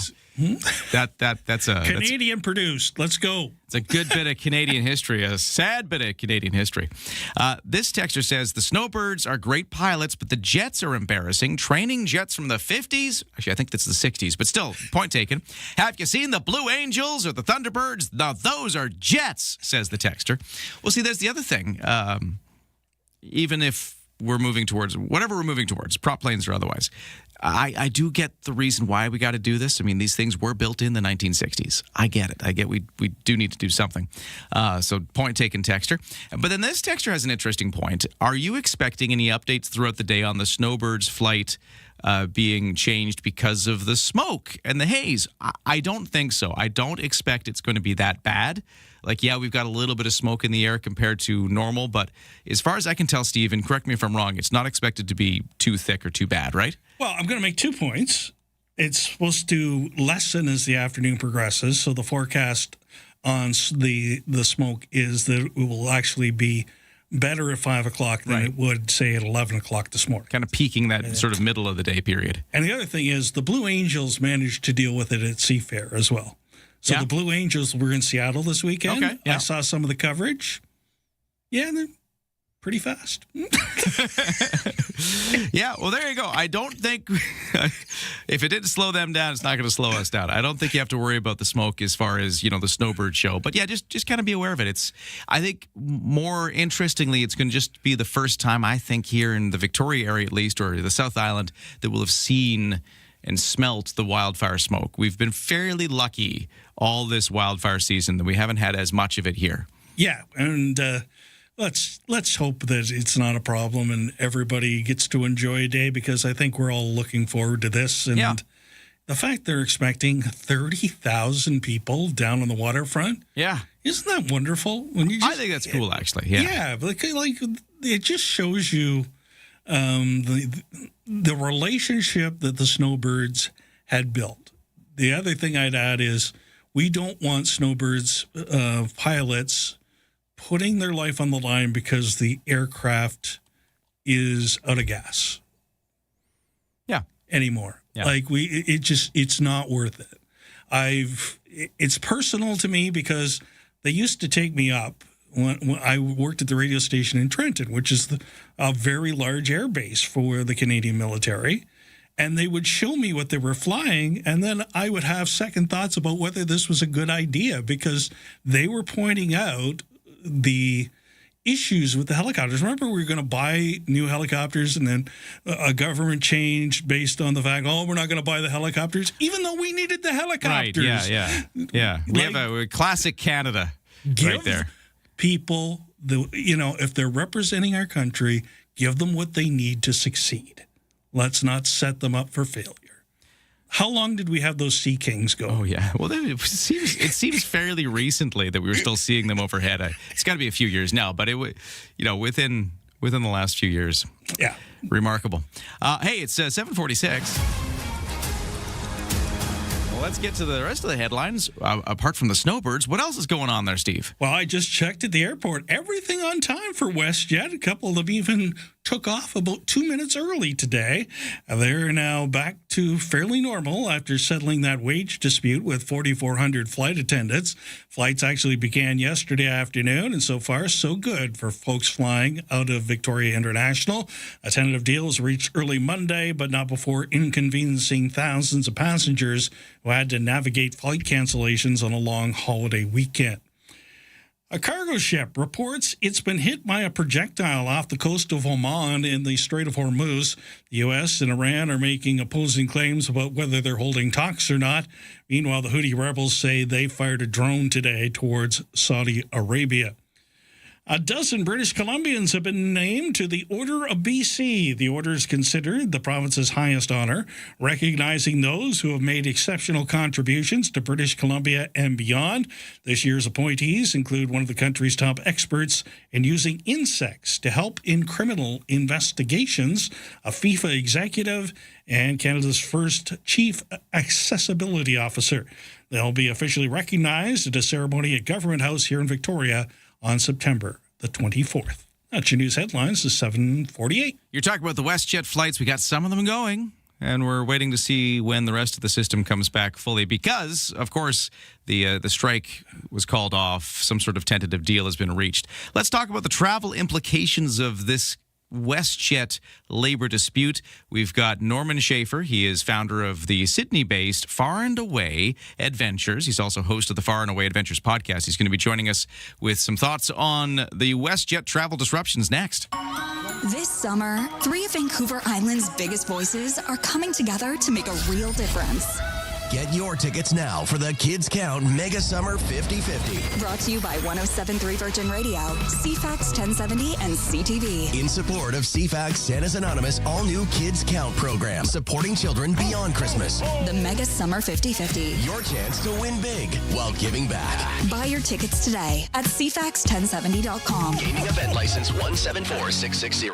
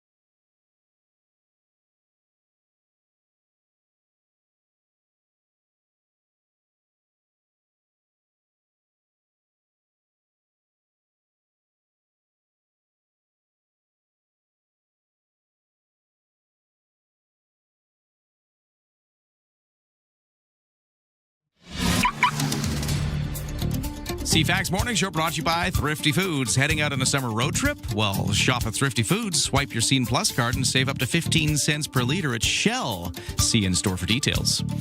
On the roads, I'll say it again, we got that Fortis BC gas main work, which is taking place Langford Parkway around about Langford Lake Road. It just started up today.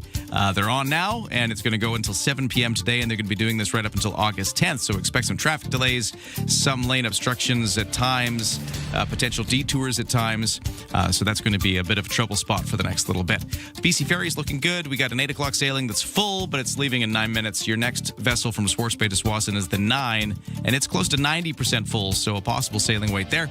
And in the weather forecast, a warm one, sunny, hazy, with a little bit of wildfire smoke creeping into our forecast today.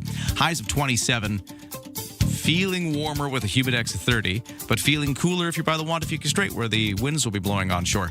That's your CFAX 1070 weather and traffic.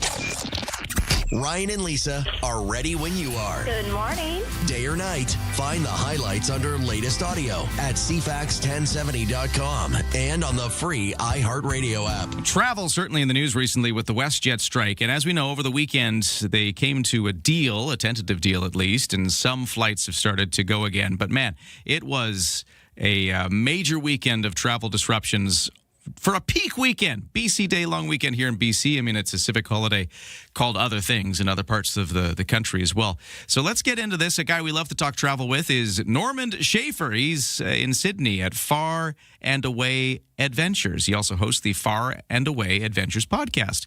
Norman, how you doing? Doing well, thank you. Great to get you here. So for you, did this make you busy? Are people like scrambling to get in touch with you because their flights are getting either delayed or, you know, there's a fear that maybe they'll get delayed? Like how does this play out on a travel agent end of things? It always gives us a little bit extra to do, that's for sure. But what was a little different this time, and actually I think WestJet did a great job, is quite well in advance of the potential strike, they allowed us to make free changes or cancellations. Also, a week earlier, I was already able to reaccommodate people on other airlines. So that made a huge difference, because when you're right there with someone at the airport with a canceled flight, it's so much more difficult to reaccommodate them with literally no space available. What do we know about what's happening now? Because it seems like we said they've come to a tentative deal with the between the union and WestJet. There's about 4,400 flight attendants that were affected here or involved in this. There was this brief stoppage over the weekend. Flights are back, but they're not necessarily fully back, right? Like we haven't completely got back to our regular schedule? Yeah, although it was just 28 hours in the strike, they already had been stopping flights going internationally, so they wouldn't be stranded, both the aircraft and employees. So it does takes usually about 3 days, for things to kind of get back to normal. So we're still expecting a number of disruptions for the next few days. Now, I don't need to get into the details of the contract here in this conversation, but are you hopeful that what you're hearing out of the contract negotiations means that we've got to the end of this thing, or do you think there's any more to this? Or how worried should travelers be about WestJet flights and labor disruptions again on the horizon? Well, I'm always hopeful. It sounds like the union and the airline have made some significant changes to their contracts. For the last, 30, 40 years or so, they've been negotiating their contracts based on time that the aircraft's in the air. But now they've actually put forward some things to cover ground time and other work that's been done. So I think, very hopeful that this will be the end of this particular dispute anyways. Perfect. But, we've seen a few of these because we got this WestJet disruption that took place this weekend. Not so long ago, it was Air Canada in a very similar situation, the union for the flight attendants and Air Canada battling out over very similar things. The groundwork, as you said, has been a big point of contention. For people buying airline tickets right now, you've seen these two labor disruptions play out, and maybe you're a bit extra nervous about flying right now because, in 6 months or in 4 months or whenever it is you're flying, because you tend to buy these things fairly far in advance, who could predict what kind of labor disruption will randomly happen that you weren't expecting? What's your advice for people who might be a little worried about flying right now, given these two fairly high-profile strikes we've seen play out in Canada? Well, it's unfortunate when these things do happen. One thing I have noticed over the 30 years I've been doing this is the unions always time these things to take place over holiday weekends or critical times. So if you're traveling inside different holiday periods, if you really want to, you could kind of research when different contracts are coming due. But to be honest, at the end of the day, these are still very rare moments in time. Over the last 20 years or so, we rarely do see this happening. So. If you really want to hedge your bets, you can always buy 2 sets of tickets. But really, it's just part of air travel, and part of is just to kind of sometimes expect the unexpected and keep your travel plans a little bit flexible. Don't keep things really, really tight. If you got a cruise, don't arrive, 5 hours before the cruise is about to leave. You kind of give yourselves a day or two buffer, and that typically is, the best plan of action. Gotcha. And you started by saying something that was interesting, that, in this particular case with WestJet, they ahead of time started allowing people to rebook or cancel and get their refunds. So I guess there's that as well, that it's not necessarily that you just be out the cost of a flight. Yeah, and like you said, in this case, it was actually quite unique compared to what we saw last year with Air Canada. They kind of waited until flights were being canceled before they were offering refunds. Here, the airline, could see that there was going to be some potential disruptions, and they could see, where their negotiations were going, perhaps. But they were kind of offering this, and I'm hopeful in the future. If these things do happen, that the airlines will be a little bit more proactive in advance. Yes, they do lose money, but they do gain a lot of credit with their clients who are being able to be reaccommodated in advance. WestJet and the union representing over 4,000 flight attendants did reach a tentative deal in Calgary over the weekend. After a brief work stoppage, still getting things completely sorted, but we're seeing WestJet flights go again, and just getting a perspective on it from Norman Schaefer. We love talking travel with him. Check out his podcast, the Far and Away Adventures podcast, and also his Sydney office of Far and Away Adventures. Great to talk to you as always. Thank you, sir. Likewise. Thank you. Coming up in just a few moments here on CFAX 1070, we're going to be rushing through a Rush song because we have Rush tickets to give away. They're 50-something tours coming to Rogers Arena in Vancouver on December 15th and 17th. We got a pair of tickets to give away to the December 15th show, but you have to correctly identify a Rush song that we will be rushing through. We're going to be playing it fast. We're speeding it up. Can you still tell which one it is? Coming up after the news, sports, weather, traffic, and all that, we'll be taking a call, and the lucky caller gets to play. Stand by for that.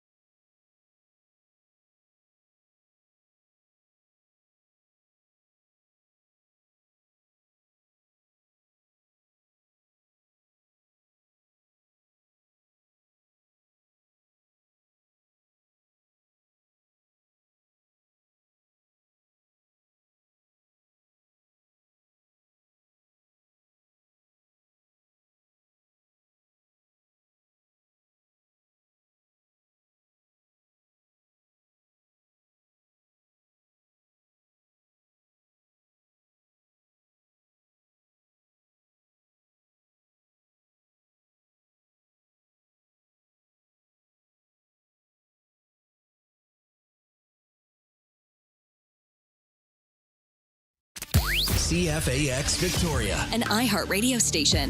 If it's happening, It's here. CFAX 1070. Good morning. It is 8 o'clock on Tuesday, August the 4th. It's Snowbird Day. Talk about that coming up. Right now, we are going to get to the news. Sitting in for Lisa Best, it's Steve Young. Take it away, Steve. Thank you, Ryan. Starting with the snowbirds, they'll take flight at 5 o'clock over the skies in Victoria, specifically Dallas Road. It's part of the 55th anniversary celebrations. This year's performance especially significant. It's expected to be the last time the snowbirds perform over Vancouver in their Tudor aircraft, making it a historic farewell. If you can't make it to the waterfront, catch the live broadcast and simulcast right here on CFAX beginning at 4:30. Organizers say you should get there early, take public transit. 30,000 people are expected. There will be road closures as well. Some of the thousands of evacuees forced from their homes over the long weekend in the Vernon area by fires burning around Okanagan Lake are describing what it was like to leave. Atlin Beckers says crews cut apart trees that had fallen on the road so she and about 200 other vehicles could get by. Gord Ross from the local Indian band says the band lost several homes to a fire in 2021, and this year's blaze west of Vernon appears to be worse. Winds as high as 115 kilometers an hour in some spot caused fires to spread rapidly over the weekend across a region dealing with a prolonged drought. Smoke-wise, you can expect to see some smoke in our area and the southern half of Vancouver Island today. If you're in Campbell River and upwards, you're in pretty good shape. Smoke from the fires in the interior and Washington State will waft into our region. The worst of it can be expected late this morning. It eases up as the afternoon progresses. Environment Canada says the air quality index will be at 3 or low risk today. Still with fires, the uncontained Spokane, Washington fires have now forced 65,000 people from their homes, and one person has been arrested. Incident Commander Tom Clemo says the full extent of the devastation is not yet clear. The next week or so are going to be extremely difficult. Spokane County Sheriff John Knowles says 37-year-old Aaron Farinacci has been arrested in connection with one of the fires. When he was detained, he was found to be in possession of some waterproof matches and a butane lighter. He's been arrested for arson. I'm Monica Nelson. StatsCan says the country's merchandise trade surplus rose to $3.9 billion in June. That's compared to $3.7 billion in May. Total exports were up 1.1%.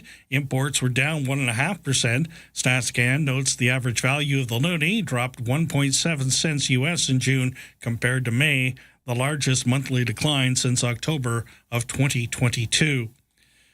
The federal NDP's fundraising dropped in the second quarter, while the average size of donations increased. That, according to fundraising figures, the party collected about $1.2 million between April and June from nearly 15,000 donors for an average donation of about $81. The NDP brought in $1.67 billion in the first 3 months of the year, which included the final months of the party's leadership contest. That quarter saw contributions from more than 28,000 supporters, but the average donation was only $59. Sea lion advocates say about 40% of the pups born near San Diego have died this year, far higher than the roughly 10% mortality rate reported at a nearby beach that's closed to the public. The Sierra Club Seal Society says people getting too close to sea lions can separate pups from their mothers and increase the risk of abandonment. The group wants stronger enforcement, including more warnings, citations, and barriers to keep visitors back from the animals. For now, San Diego Park rangers are limited to warnings and reports to NOAA, since the city says enforcement and federal marine mammal laws fall to the National Oceanic and Atmospheric Administration. I'm John Fink. And a Canadian telecommunications firm has signed a deal worth $2.3 billion with the federal government to provide satellite communications for the armed forces in the Arctic. The Federal Defense Investment Agency and Telesat LCO announced the deal today. It's the largest ever contract for the Ottawa-based company, which has been in operation for about 60 years. That's your news, 2805.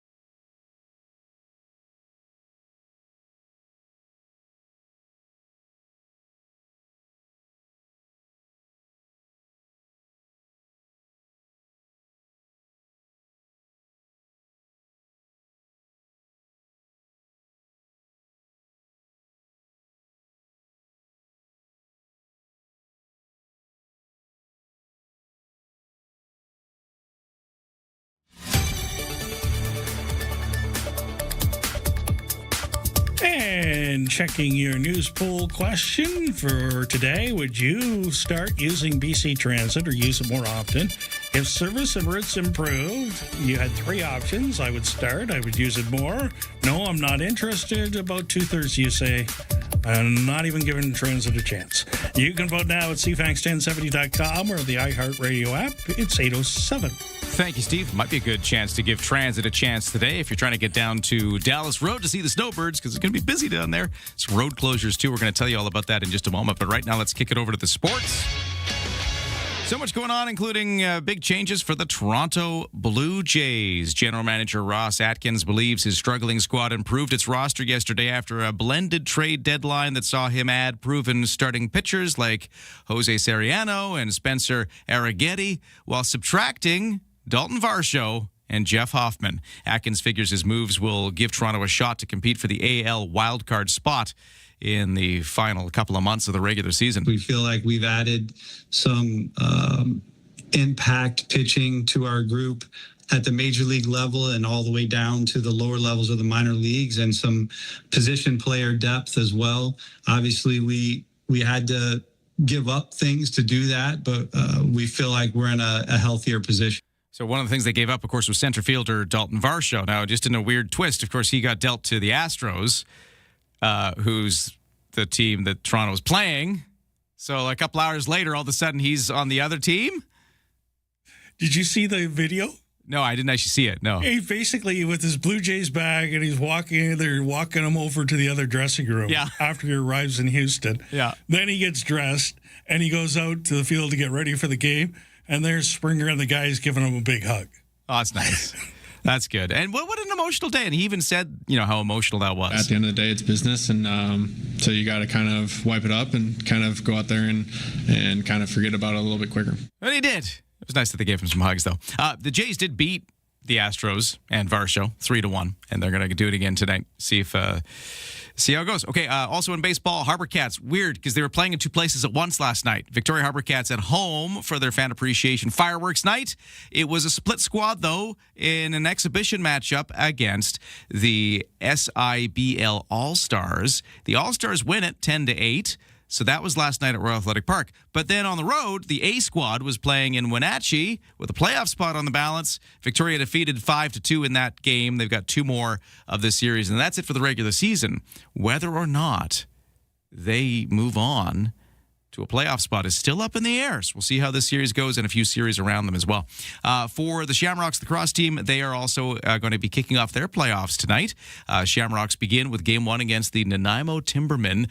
Q Center tonight for the beginning of this best-of-5 format playoff round. That's your CFAX Sports to 8:09.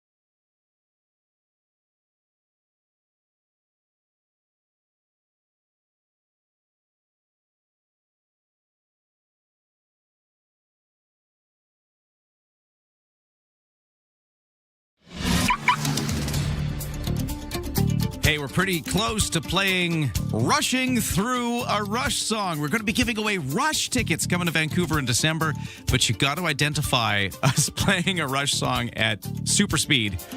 You think you can do it? Get ready to call 250-386-1161. 250-386-1161. In just a couple of moments, we're going to take a random caller for the first chance to compete this week. We're doing it all week, too. Rushing through a Rush song. But right now, what's happening on the roads? No major crashes or accidents right now. No major holdups either. It is lighter than usual volume delays. This is the week of BC Day. We're just getting back off a long weekend. There's not as many people commuting today for sure. We do have road work, Langford Parkway near Langford Lake Road. Watch out for that. They're doing BC Fortis BC gas main work there all this week. It's going to be a feature through the week. For Dallas Road by the waterfront, watch out for road closures starting around 3 for the big Snowbird show. That's where the Snowbirds will be. CFAX 1070 will be broadcasting live from the scene as well. So stay tuned and keep your eyes on the skies. 5 o'clock is when the show begins, but 3 o'clock is when the road closure of Dallas Road between Douglas on one side and Memorial Crescent on the other side will begin. In the weather forecast, if you're going to be out there watching the Snowbirds, be ready for the heat. Sunny, highs of 27, a humidex of 30, so feeling a little warmer. Could be cooler by the water, though, so, expect that as well. We've also got a bit of haze in the air. The haze is coming from the smoke out of the interior and Washington State. We're seeing a little bit of that wildfire smoke blown over. It should not be too thick, and it might be kind of peaking midday and then sort of easing off a little bit as we get further into it. Right now, the temperature is officially at the airport, 16 degrees. On the markets, S&P TSX up 451 to 35,677. Dow Jones in New York rocketing up 763 to 53,941. NASDAQ up 403 to 26,317. Canadian dollar at 71.1 cents U.S. Ryan and Lisa, mornings on CFAX 1070. Oh, I'm so excited to try this. I have no idea how this is going to go. This is going to be random. We're going to speed up a Rush song, because we're rushing through Rush. Call me now at 250-386-1161. I'm going to take a random caller, and I'm going to play you the clip. If you get it right, you'll win tickets to see Rush bringing their 50-something tour to Rogers Arena in Vancouver. We got 2 shows in Vancouver. I've got tickets to the December 15th show. Tickets are on sale now, but why not just try to win them here? We're going to play you that song. I'm taking the first random caller here. Random caller, who's this? Hi, this is Joe.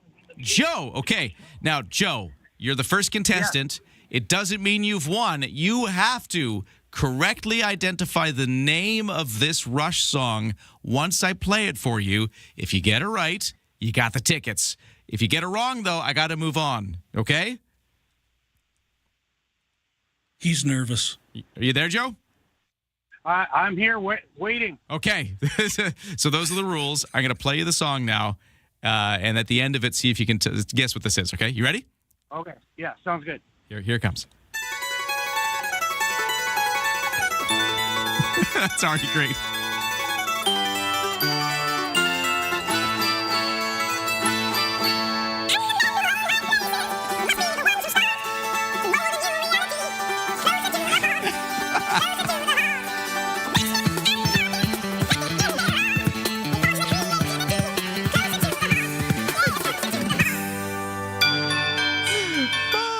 His voice is high at the best of times. Okay. Joe. Alvin! Just definitely giving it the chipmunk treatment. Joe, any sense of what we just heard there? What Rush song was that? That is Closer to the Heart.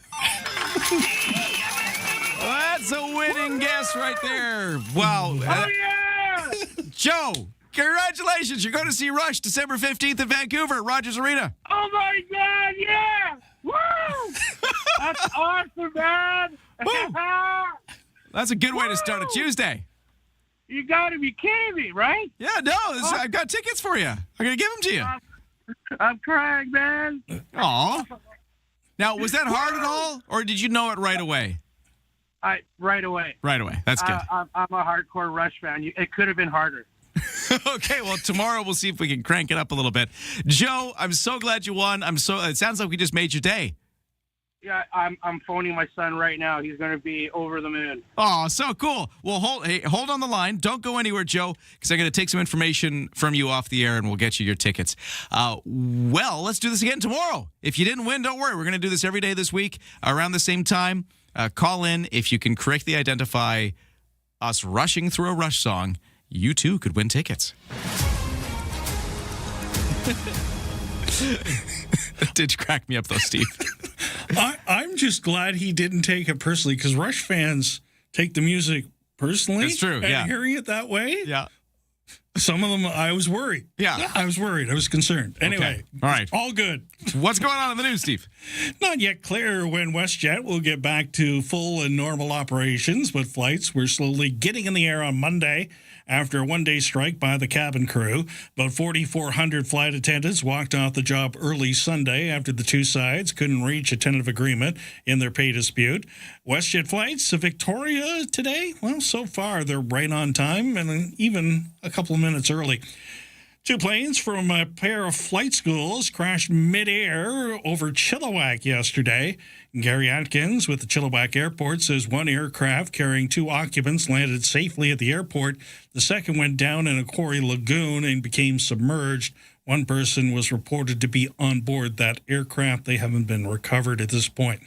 Backpacks often become too heavy for kids as students carry laptops, textbooks, and more these days. Although 10 to 15% of a child's body weight is often cited as a backpack guideline, pediatricians say there isn't enough evidence to establish a one-size-fits-all approach. Instead, they warn that backpacks may be too heavy if a child leans forward or struggles to walk.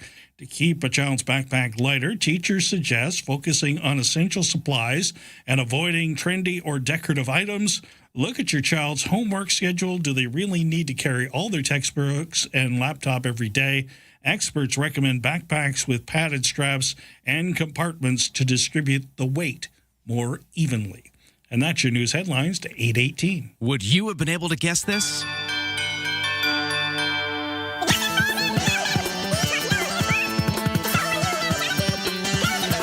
Rushing through a Rush song. Yeah. Because closer, we've heard that song for so long. Like, that's one of the classics, right? Yeah. I wonder if I'll need a deeper cut tomorrow. I don't know. We'll see. We'll the speed old some album cut. Yeah. Yeah. Let's see. Let's see what we dream up tomorrow. I don't know. Yeah, we got some time. But play again tomorrow. Same time, we will be rushing through a Rush song. Coming up next, we're going to explore one of the stories in the news from last week that we didn't get a chance to really unpack. So remember, last week, Steve, we heard that the federal government was giving some infrastructure money around. $7 million was going to the CRD for their biochar, taking some of the sewage, sludge that we separate in our treatment process. It's going to pipe up to the Heartland landfill, as it already does, but building a facility to turn it into this biochar stuff. That was one of the things to get this federal money. The other thing, though, is a fire hall in Metchosin. Let's find out more about that. We're going to be talking to the mayor of Metchosin coming up next.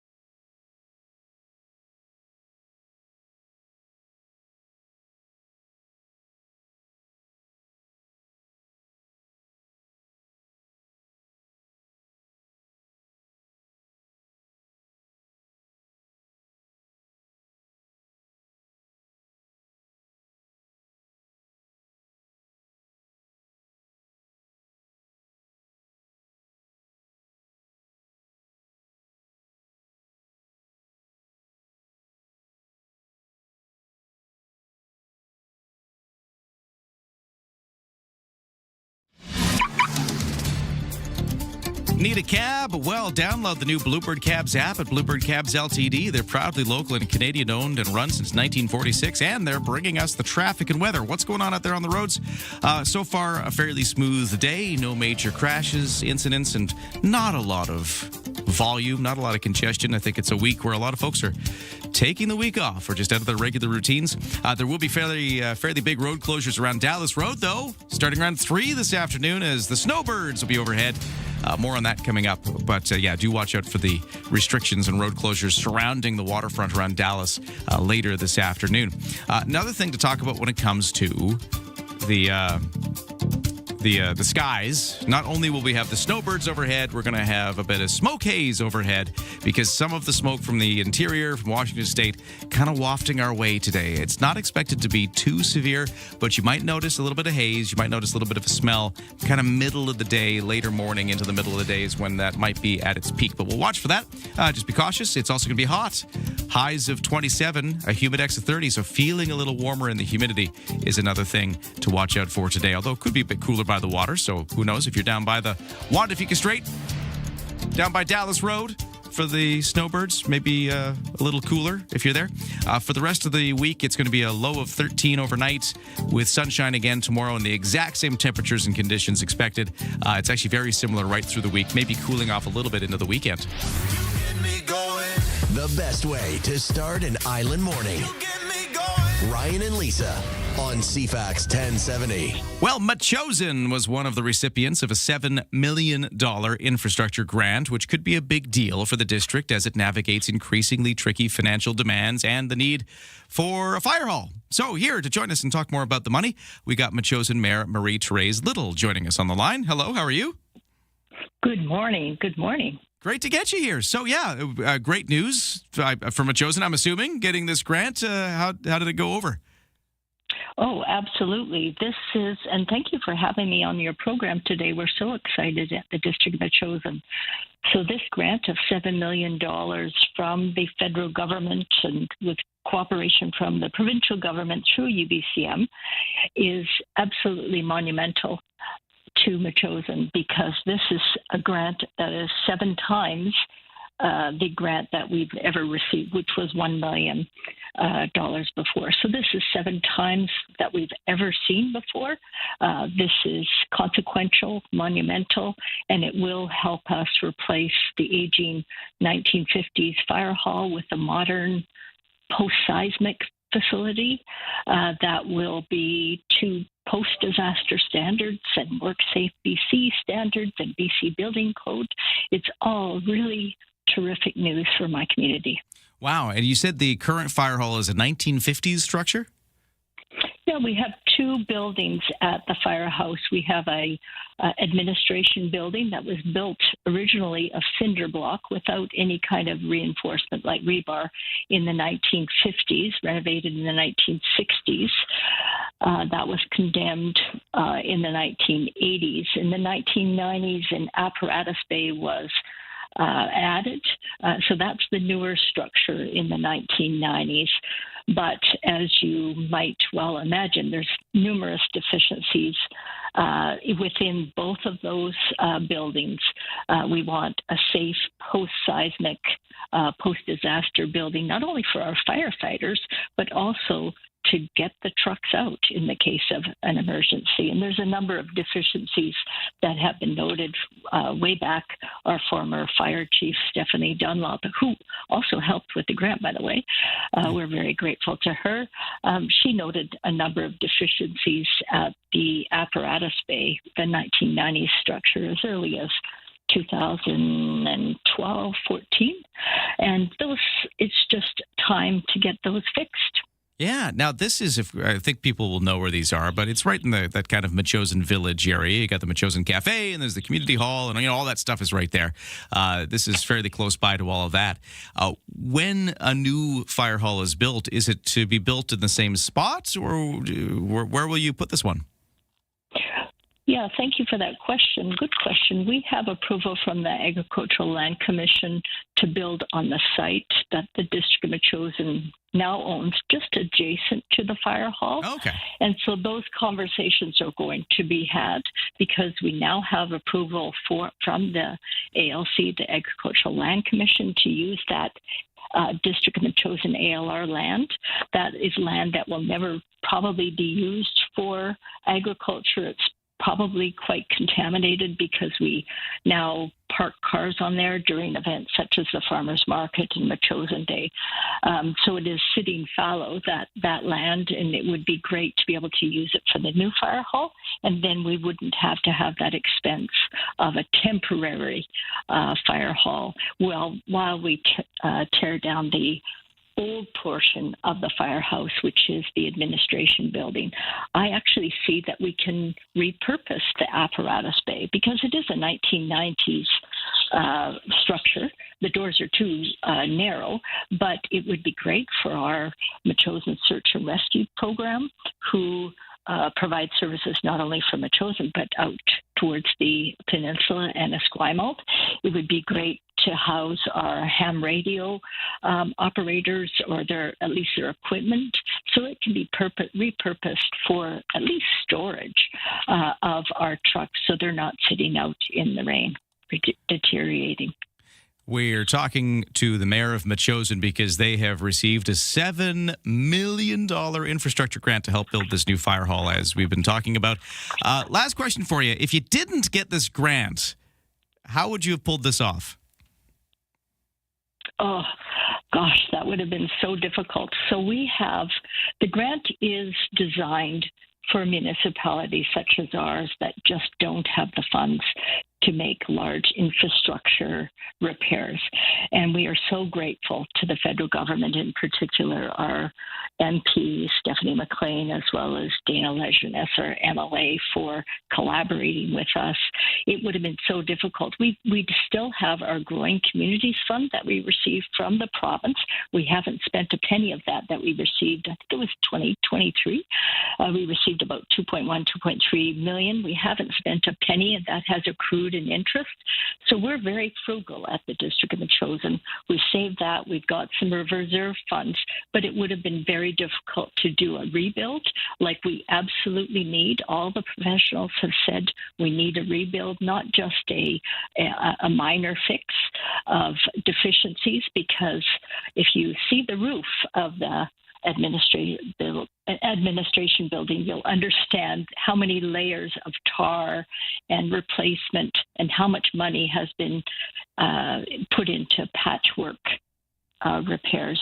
We want to avoid that in the future. And also we want to be environmentally sensitive. There's going to be a very flat roof that's sloping. Why can't we put panels on it, for instance, for capturing sun energy, make the whole thing very environmentally friendly, and these funds allow us to get to that step, and we are so grateful.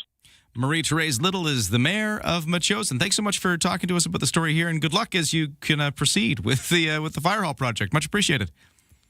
Thank you so much. My pleasure. We'll take a break. We got a lot coming up still on the show. We're going to talk all about the snowbirds coming to town today. It's Snowbirds Day. More on that coming up. We've got your traffic, weather, and news as well. Everything you need to know to start this day in just a moment here on CFAX. Where the noise stops and the conversation begins. Hey, it's Friday. Welcome to the Graham Richardson Show. The stories that shaped your week aren't just headlines. They are the moments we live through and the decisions that change what comes next. Let's take a closer look at that together. It's national conversations. From major policy shifts to the fun, unexpected trends and friends everyone will be talking about. It is intelligent, unpredictable, and completely Canadian. Stay informed. Stay ahead. The Graham Richardson Show. Friday morning at 9 a.m. right here on CFAX 1070.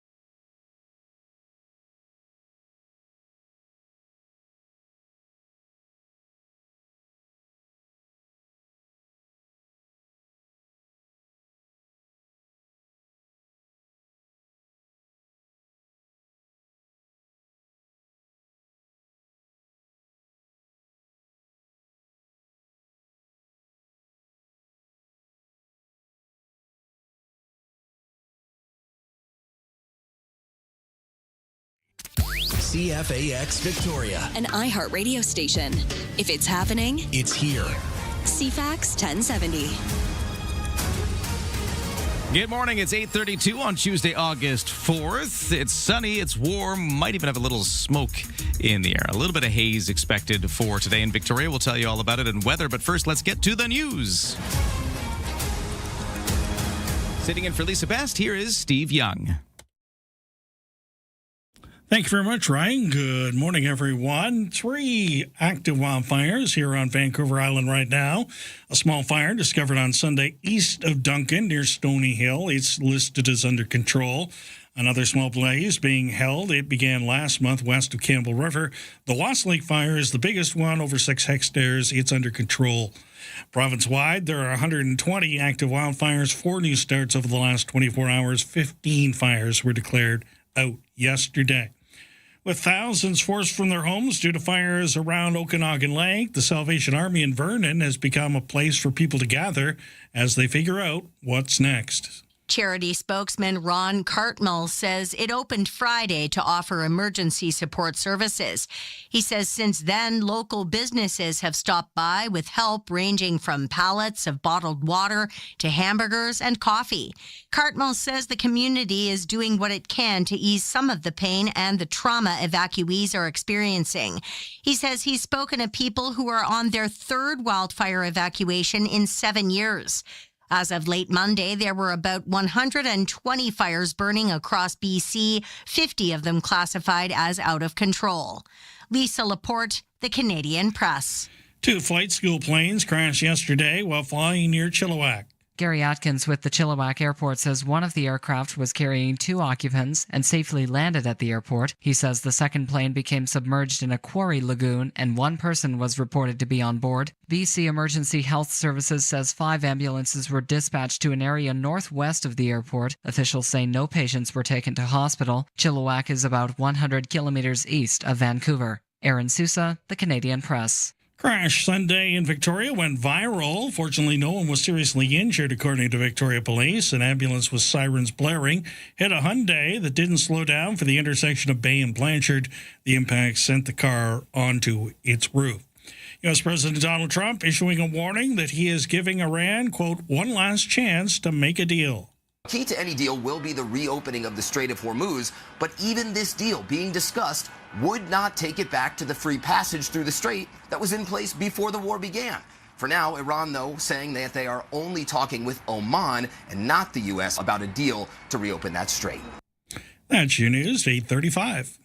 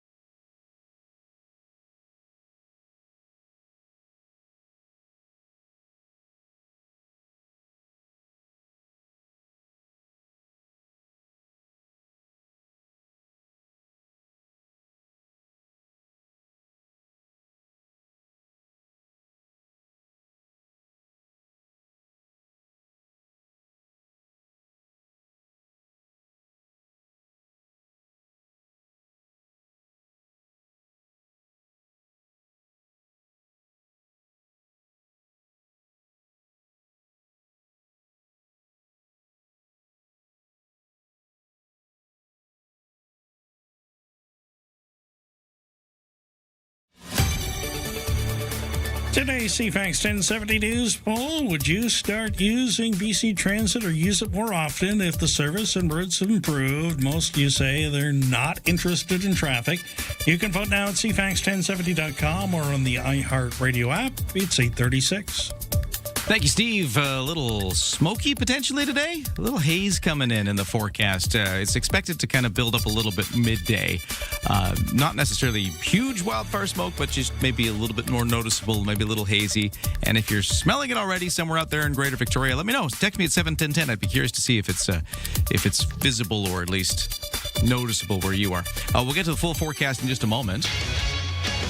Right now, let's get to the sports. Lots going on for the Victoria Shamrocks. They're kicking off the Senior A Western Lacrosse Association playoffs tonight with a game against the Nanaimo Timbermen. Yeah, we got an island rivalry going. It's a best of 5 for this first opening round of the WLA playoffs. So that first game tonight at the Q Center.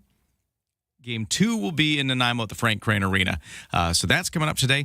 Also today, we've got another game for the Victoria Harbour Cats. They'll be playing game 2 of 3 against Wenatchee. They dropped the first game yesterday, 5-2, in kind of a weird scenario because it was the A squad for the Harbour Cats that were playing in Wenatchee. The other half of the squad playing at home at Royal Athletic Park, Wilson's Group Stadium, for an exhibition match against the SIBL All-Stars. This was a big fan appreciation night. We had the fireworks out there. The All-Stars won the game 10-8. If you're out there and saw the fireworks, I hope it was a great time. For the Vancouver Whitecaps, they're tied for first in Major League Soccer's Western Conference. Looking good, but now it's a new challenge. They host Atlanta FC of Mexico City in tonight's Leagues Cup group stage opener at BC Place Stadium. Atlante plays in Liga MX, Mexico's top division. The midsummer tournament features 18 select MLS sides and all 18 Liga MX sides. So yeah, Whitecaps getting into it as of tonight. Oh, and we're already talking baseball. I'm going to go back to baseball for a second because the Toronto Blue Jays with a bunch of moves yesterday for the trades. Ross Atkins, general manager, believes his struggling club will improve because of the blended trade deadline moves. Proven starting pitcher Jose Sariano and Spencer Arrighetti have been acquired. Dalton Varsho, Jeff Hoffman have been dealt away. Taking the blame for the Blue Jays' current season, Atkins says he was pleased with what they were able to achieve with the changes. We're turning our focus to continuing to win games and compete this year and make us better for the 27 years season and beyond that, and feel that we've accomplished that. The Blue Jays continue their series in Houston tonight after a 3-1 win over the Astros yesterday. Toronto, by the way, a weird scenario where Dalton Varsho, who was traded to the Astros, was all of a sudden facing his former team, and he's going to do that for a second straight night after being traded at yesterday's deadline. That's your CFAX Sports to 8:39.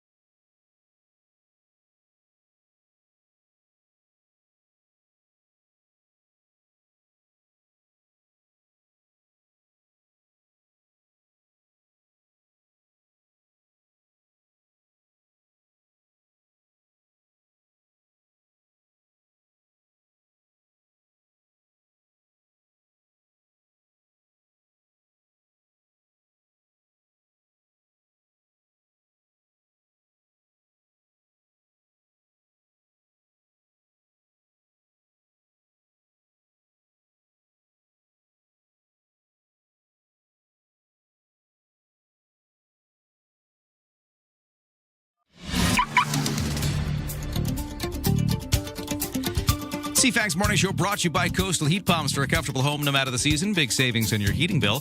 Talk to Coastal Heat Pumps, the design for comfort, the South Island's Elite Plus Fujitsu Air Stage dealer.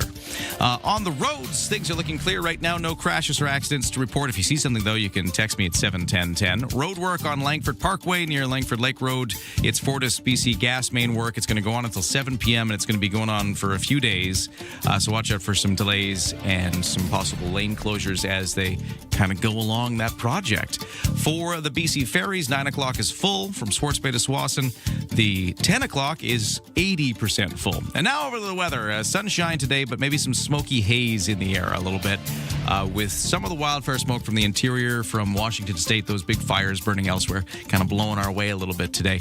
Maybe peaking late morning into the early afternoon. Highs of 27 otherwise, a humidex of 30, so feeling a little hot in the humidity, and feeling even cooler, though, if you're by the water, so it could even feel like 19 degrees if you're right along the windy Wantafuka Strait. So, per usual, a very different temperature depending on where in Victoria you are. Clear skies tonight, lows to 13. Tomorrow, sunshine, highs at 28 with a humidex at 31. It's sounding very much like today. Then Thursday, same thing again. Sunny, high at 26. Friday, sunny, high at 25. Saturday, sunny, high of 22 as we cool off a little bit into the weekend. on the markets, S&P TSX up 456 to 35,682. The Dow is up 813 now at 53,991. The NASDAQ is up 496 to 26,410. So huge gains across the board. Canadian dollar, though, down just a slight little bit. It's actually the same number it's been at. It's just down a fraction of a cent, but at 71.7 cents US. Let's get started. Start your day informed and entertained. Ryan and Lisa, mornings on CFAX 1070. Well, this is cool. Pacific FC with a home game this weekend, and I got tickets. We've got lots of tickets today. It's just like a wash in tickets. I can't. Better effort on Friday night. Yes, let's talk about this. They almost won. Yeah. It's been a rough year. Let's just put it bluntly. It's been a rough year. They need your support. They really do. They still haven't got that win yet. I think, being at the game where they finally get the first win of the season, that'll just feel like a big achievement. I think that'll be a moment. I know that sounds silly, but I feel like, sometimes those little victories in a difficult situation can feel just as good as like the big win at the end. I don't know. Am I making any sense? Yes, you are. Yeah, okay. Because it's more than just one victory. It's making sure you don't go the schneid for a whole year. Yeah. So it must be like a monkey on their backs at this point. Yeah. You want to try to be there when they maybe shake it off. Like you said, they lost 2-1 to FC Super de Quebec back on, it was Friday, wasn't it? Just Friday. So this time they're playing Toronto, Starlight Stadium. Do you want to go? I got tickets. I'm going to give them away right now. Let's give them away right now. I was speeding up Rush songs earlier. I'm not going to do anything fancy. I'm just going to take a caller at 250-386-1161. First caller. 250-386-1161. You didn't even know this was happening. I didn't tell anybody. So we're gonna take a caller in a second. If you want to go see Pacific FC this weekend, it's Saturday, 3 p.m. against Toronto. 250-386-1161. Like I said, I'll just take the first caller. Who's this? This is Amanda. Amanda, thanks for calling. I'm going to give you some tickets to go see Pacific FC. Wonderful. Are Thank you a fan? So much. Well, we're sports fans, so any chance to get out and take in the scene, we're on it. Excellent. We're all about it. Perfect. Well, I got 4 tickets actually for you for this. Oh wow! So you can have a party. We're gonna just sell some numbers here. Well, that's awesome. I really hope you're there for their first win of the season. I mean, the new coach is there. Hopefully, they're turning things around. Steve says they were looking better on Friday. I heard that. Let's toss that monkey indeed. Yeah. Great. Well, Amanda, you'll be there. And fingers crossed this is going to happen. Because you're there, this is going to happen. So hold on the line. Don't go anywhere. We're going to take some information off air and get you the tickets. I got a bunch of these packs of tickets to give away. So tomorrow, let's do it again, Steve. I think we shall. Yeah, let's do that. All right. We are talking all about the snowbirds today. It is Snowbird Day in Victoria off the Dallas Road waterfront. They're going to be doing the performance at 5. Roads will be closed a couple of hours earlier. We're going to talk about that because CFAX 1070 is also there broadcasting live from the scene. Josh and Jade will be on scene. They're going to be not just bringing you the sort of the flavor of what it's like down there. They're also going to be broadcasting some of the sounds of the actual, radios behind the scenes as they're talking about stuff. So we're going to go over how all this works with Josh. He's joining us in just a moment. But first, here are the headlines with Steve. Thanks, Ryan. Good morning, everyone. The federal government advancing the process to designate a proposed oil pipeline to the West Coast as a national interest project. Designating a project as being in the national interest under the Building Canada Act allows the government to fast-track approvals and skirt some environmental laws. A notice published in the Canada Gazette on August 1st sets a September 18th deadline to submit comments on the national interest designation. The government's notice says Intergovernmental Affairs Minister Dominique LeBlanc will work with the Alberta and BC governments while consultations with Indigenous communities are already underway. The proposed pipeline is a central component of an energy agreement between the federal and Alberta governments. A man who went to prison for manslaughter in his father's 2010 killing in Arizona has been charged with setting the largest of the wildfires that has destroyed 700 buildings plus and forced about 67,000 people from their homes in and around Washington State's second largest city. The Spokane County Sheriff's Office says the 37-year-old man was arrested Monday and booked on suspicion of first-degree arson in connection with the Old Trails fire. It's the largest of the three blazes in and around Spokane. And that's your news headlines to 8:47. There we go. Just talking to Amanda off the air about the tickets. And yeah, you too could win tickets to see Pacific FC all this week here on the show. And we've also got the Rush tickets. We're rushing through Rush. We'll do this again tomorrow. If you missed it, just after the 8 o'clock news tomorrow, we will play a sped-up Rush song. And if you can guess what the song is correctly, you will get tickets to see Rush bringing their tour to Vancouver in December. So there'll be a Rogers Arena. I got tickets to give away tomorrow. If you can figure out what Rush song we're rushing through. That's tomorrow just after the 8 o'clock news. Don't miss it. But today it's all about the snowbirds. They'll be over Victoria this afternoon, centered around the Dallas Road waterfront, and CFAX 1070 will be there. We'll be taking you through the event live on the radio with Josh and Jade. And Josh is up next to tell us more about it. From CFAX 1070. Here's what's happening around the island. Celebrate our coast at Cadboro Bay Festival, Sunday, August 9th from 11 to 3 p.m. Victoria Symphony presents Symphony in the Summer Festival, July 10th through August 9th. Details at victoriasymphony.ca. Have an event you want featured on CFAX 1070? Text us at 71010 to be featured. Get more event info at CFAX1070.com. If it's happening, it's here. CFAX 1070.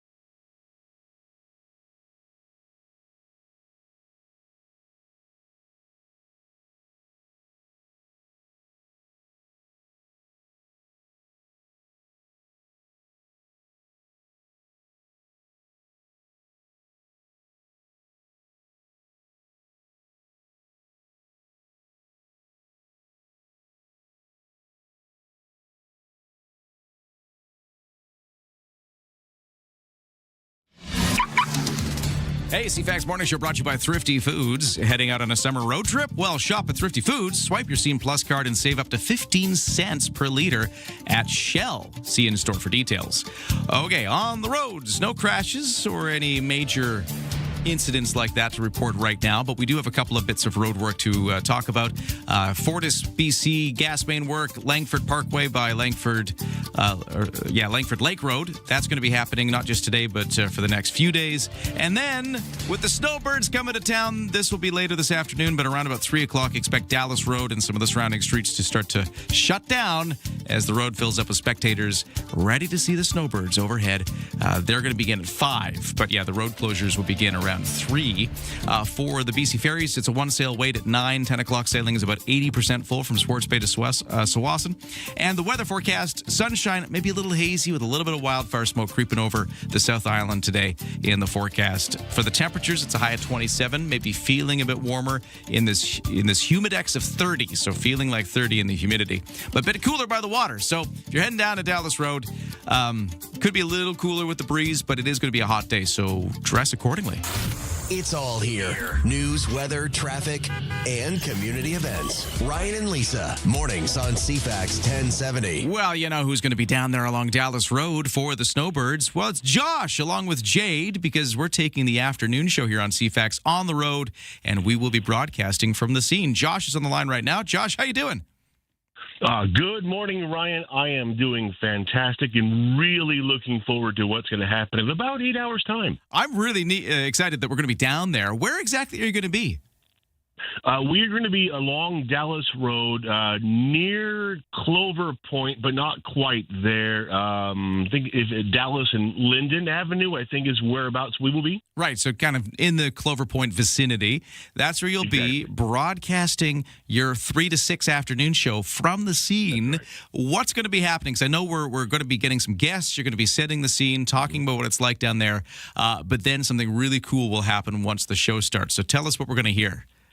Well, first of all, just to kind of set the scene, it is the 55th anniversary season of the Snowbirds, and this, as everybody knows, is the final season of the iconic CT-114 Tudor. That's the aircraft that Canadians have associated with the Snowbirds since 1971.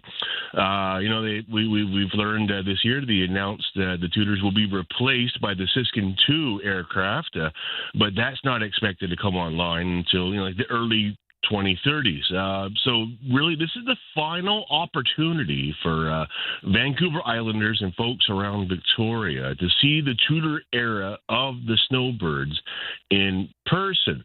So what's going to happen today is sometime around 5 o'clock, they're going to begin their demonstration. I mean, the party starts probably around 4 with the land acknowledgement. And then, of course, Jade and I will be there all afternoon long doing our show live from the scene. But at about 5 o'clock, the Snowbirds will take over our airwaves as well, because we have managed to secure a feed to the live cockpit conversations between the pilots and the controller, the air boss on the ground, and we get to listen in real time as they talk amongst themselves. We're going to do this, we're going to swing right, we're going to do this move now. It'll be a lot of fun, and it'll be a rare glimpse inside what they're doing in the formation without actually having to leave the ground. Oh, that is so cool. And I was telling people earlier here on the show that my tip is to get the iHeartRadio app if you don't have it already on your smartphone or whatever it is you have out there. Put in your earbuds, and you will be able to not just be down on Dallas Road watching the Snowbirds up ahead, but if you got CFAX on, you'll be able to hear what they're talking about in the cockpit. Absolutely. And it doesn't matter what part of town you're in, for that matter. If you don't want to make it down to Dallas Road, because they are expecting about 20 to 30,000 people to come down. If the crowds sound daunting, you'll be able to see it from, all over town, and you can listen to it live of what's happening on CFAX, especially on your AM radio or the iHeartRadio app, and you can kind of stay tuned with exactly what they're doing as they're doing it. I'm really looking forward to that aspect myself. I think that's so neat. Down there, you and Jade will be there. Will people be able to wave hi at you? Absolutely, yeah. Come by and say hi. Honestly, I'm not sure how close you'll be able to get, because we're going to be pretty close to the the setup that the Snowbirds have as well, because we're really nearby. So I don't know how controlled the scene is, but it is a good reminder that Dallas Road will be closed starting at around 2:30 today, from what I see in the schedule, from all the way from Douglas over to Memorial Crescent. Clover Point itself, by the way, will be closed too, kind of between the washrooms down to like the end of Clover Point. So that won't be accessible at all. Definitely no access for parking. And there will be closures along May, Memorial Crescent, and Cook Street as well to kind of prevent non-residential access to the neighborhood there. And I think we've already said this, but this is the full performance, by the way. This is like a 45-minute demonstration that the Snowbirds will be doing over Victoria. Oh, absolutely. And so I had a chance on Friday, actually, to speak with the Air Boss, Major Blake McNaughton. And I asked him kind of what still makes him stop and watch after all these years. And what he told me was the opening loop still gives him goosebumps. And he also signaled out a maneuver that folks will want to watch for called the line abreast combo, which he says no other team in the world performs. And he described it in an interesting way, kind of like imagine 5 cars driving side by side on a highway. So clearly not a highway here on the island, but at highway speeds, and then while 5 abreast at highway speeds entering a roundabout together. He said that's one of the moments that he'll be watching for, and definitely one that I'm going to be watching for. And then, of course, you've got the opposing solo jets flying towards each other. They look almost like near misses, but are incredibly precise and highly controlled. It's going to be a great show. Josh and Jade will be broadcasting live from Dallas Road. Keep it on CFAX 1070 all afternoon with the lead up to the event. And like Josh said, the radio broadcast of what's going on in the cockpit, the pilots and the ground team all talking to each other. You'll be able to hear it right here on CFAX during the show. You don't want to miss it on radio or in person out there along the waterfront. But Josh, looking forward to it. You and Jade out there, thanks so much for giving us the heads up here. Of course, absolutely. And if you want to make it down, don't drive. Don't walk, bike, roll, take transit 2, 3, 5, and 10 will get you closest to the waterfront. Thanks, Josh. Thank you. Well, that's it for us today. Thanks so much for listening. We'll talk tomorrow.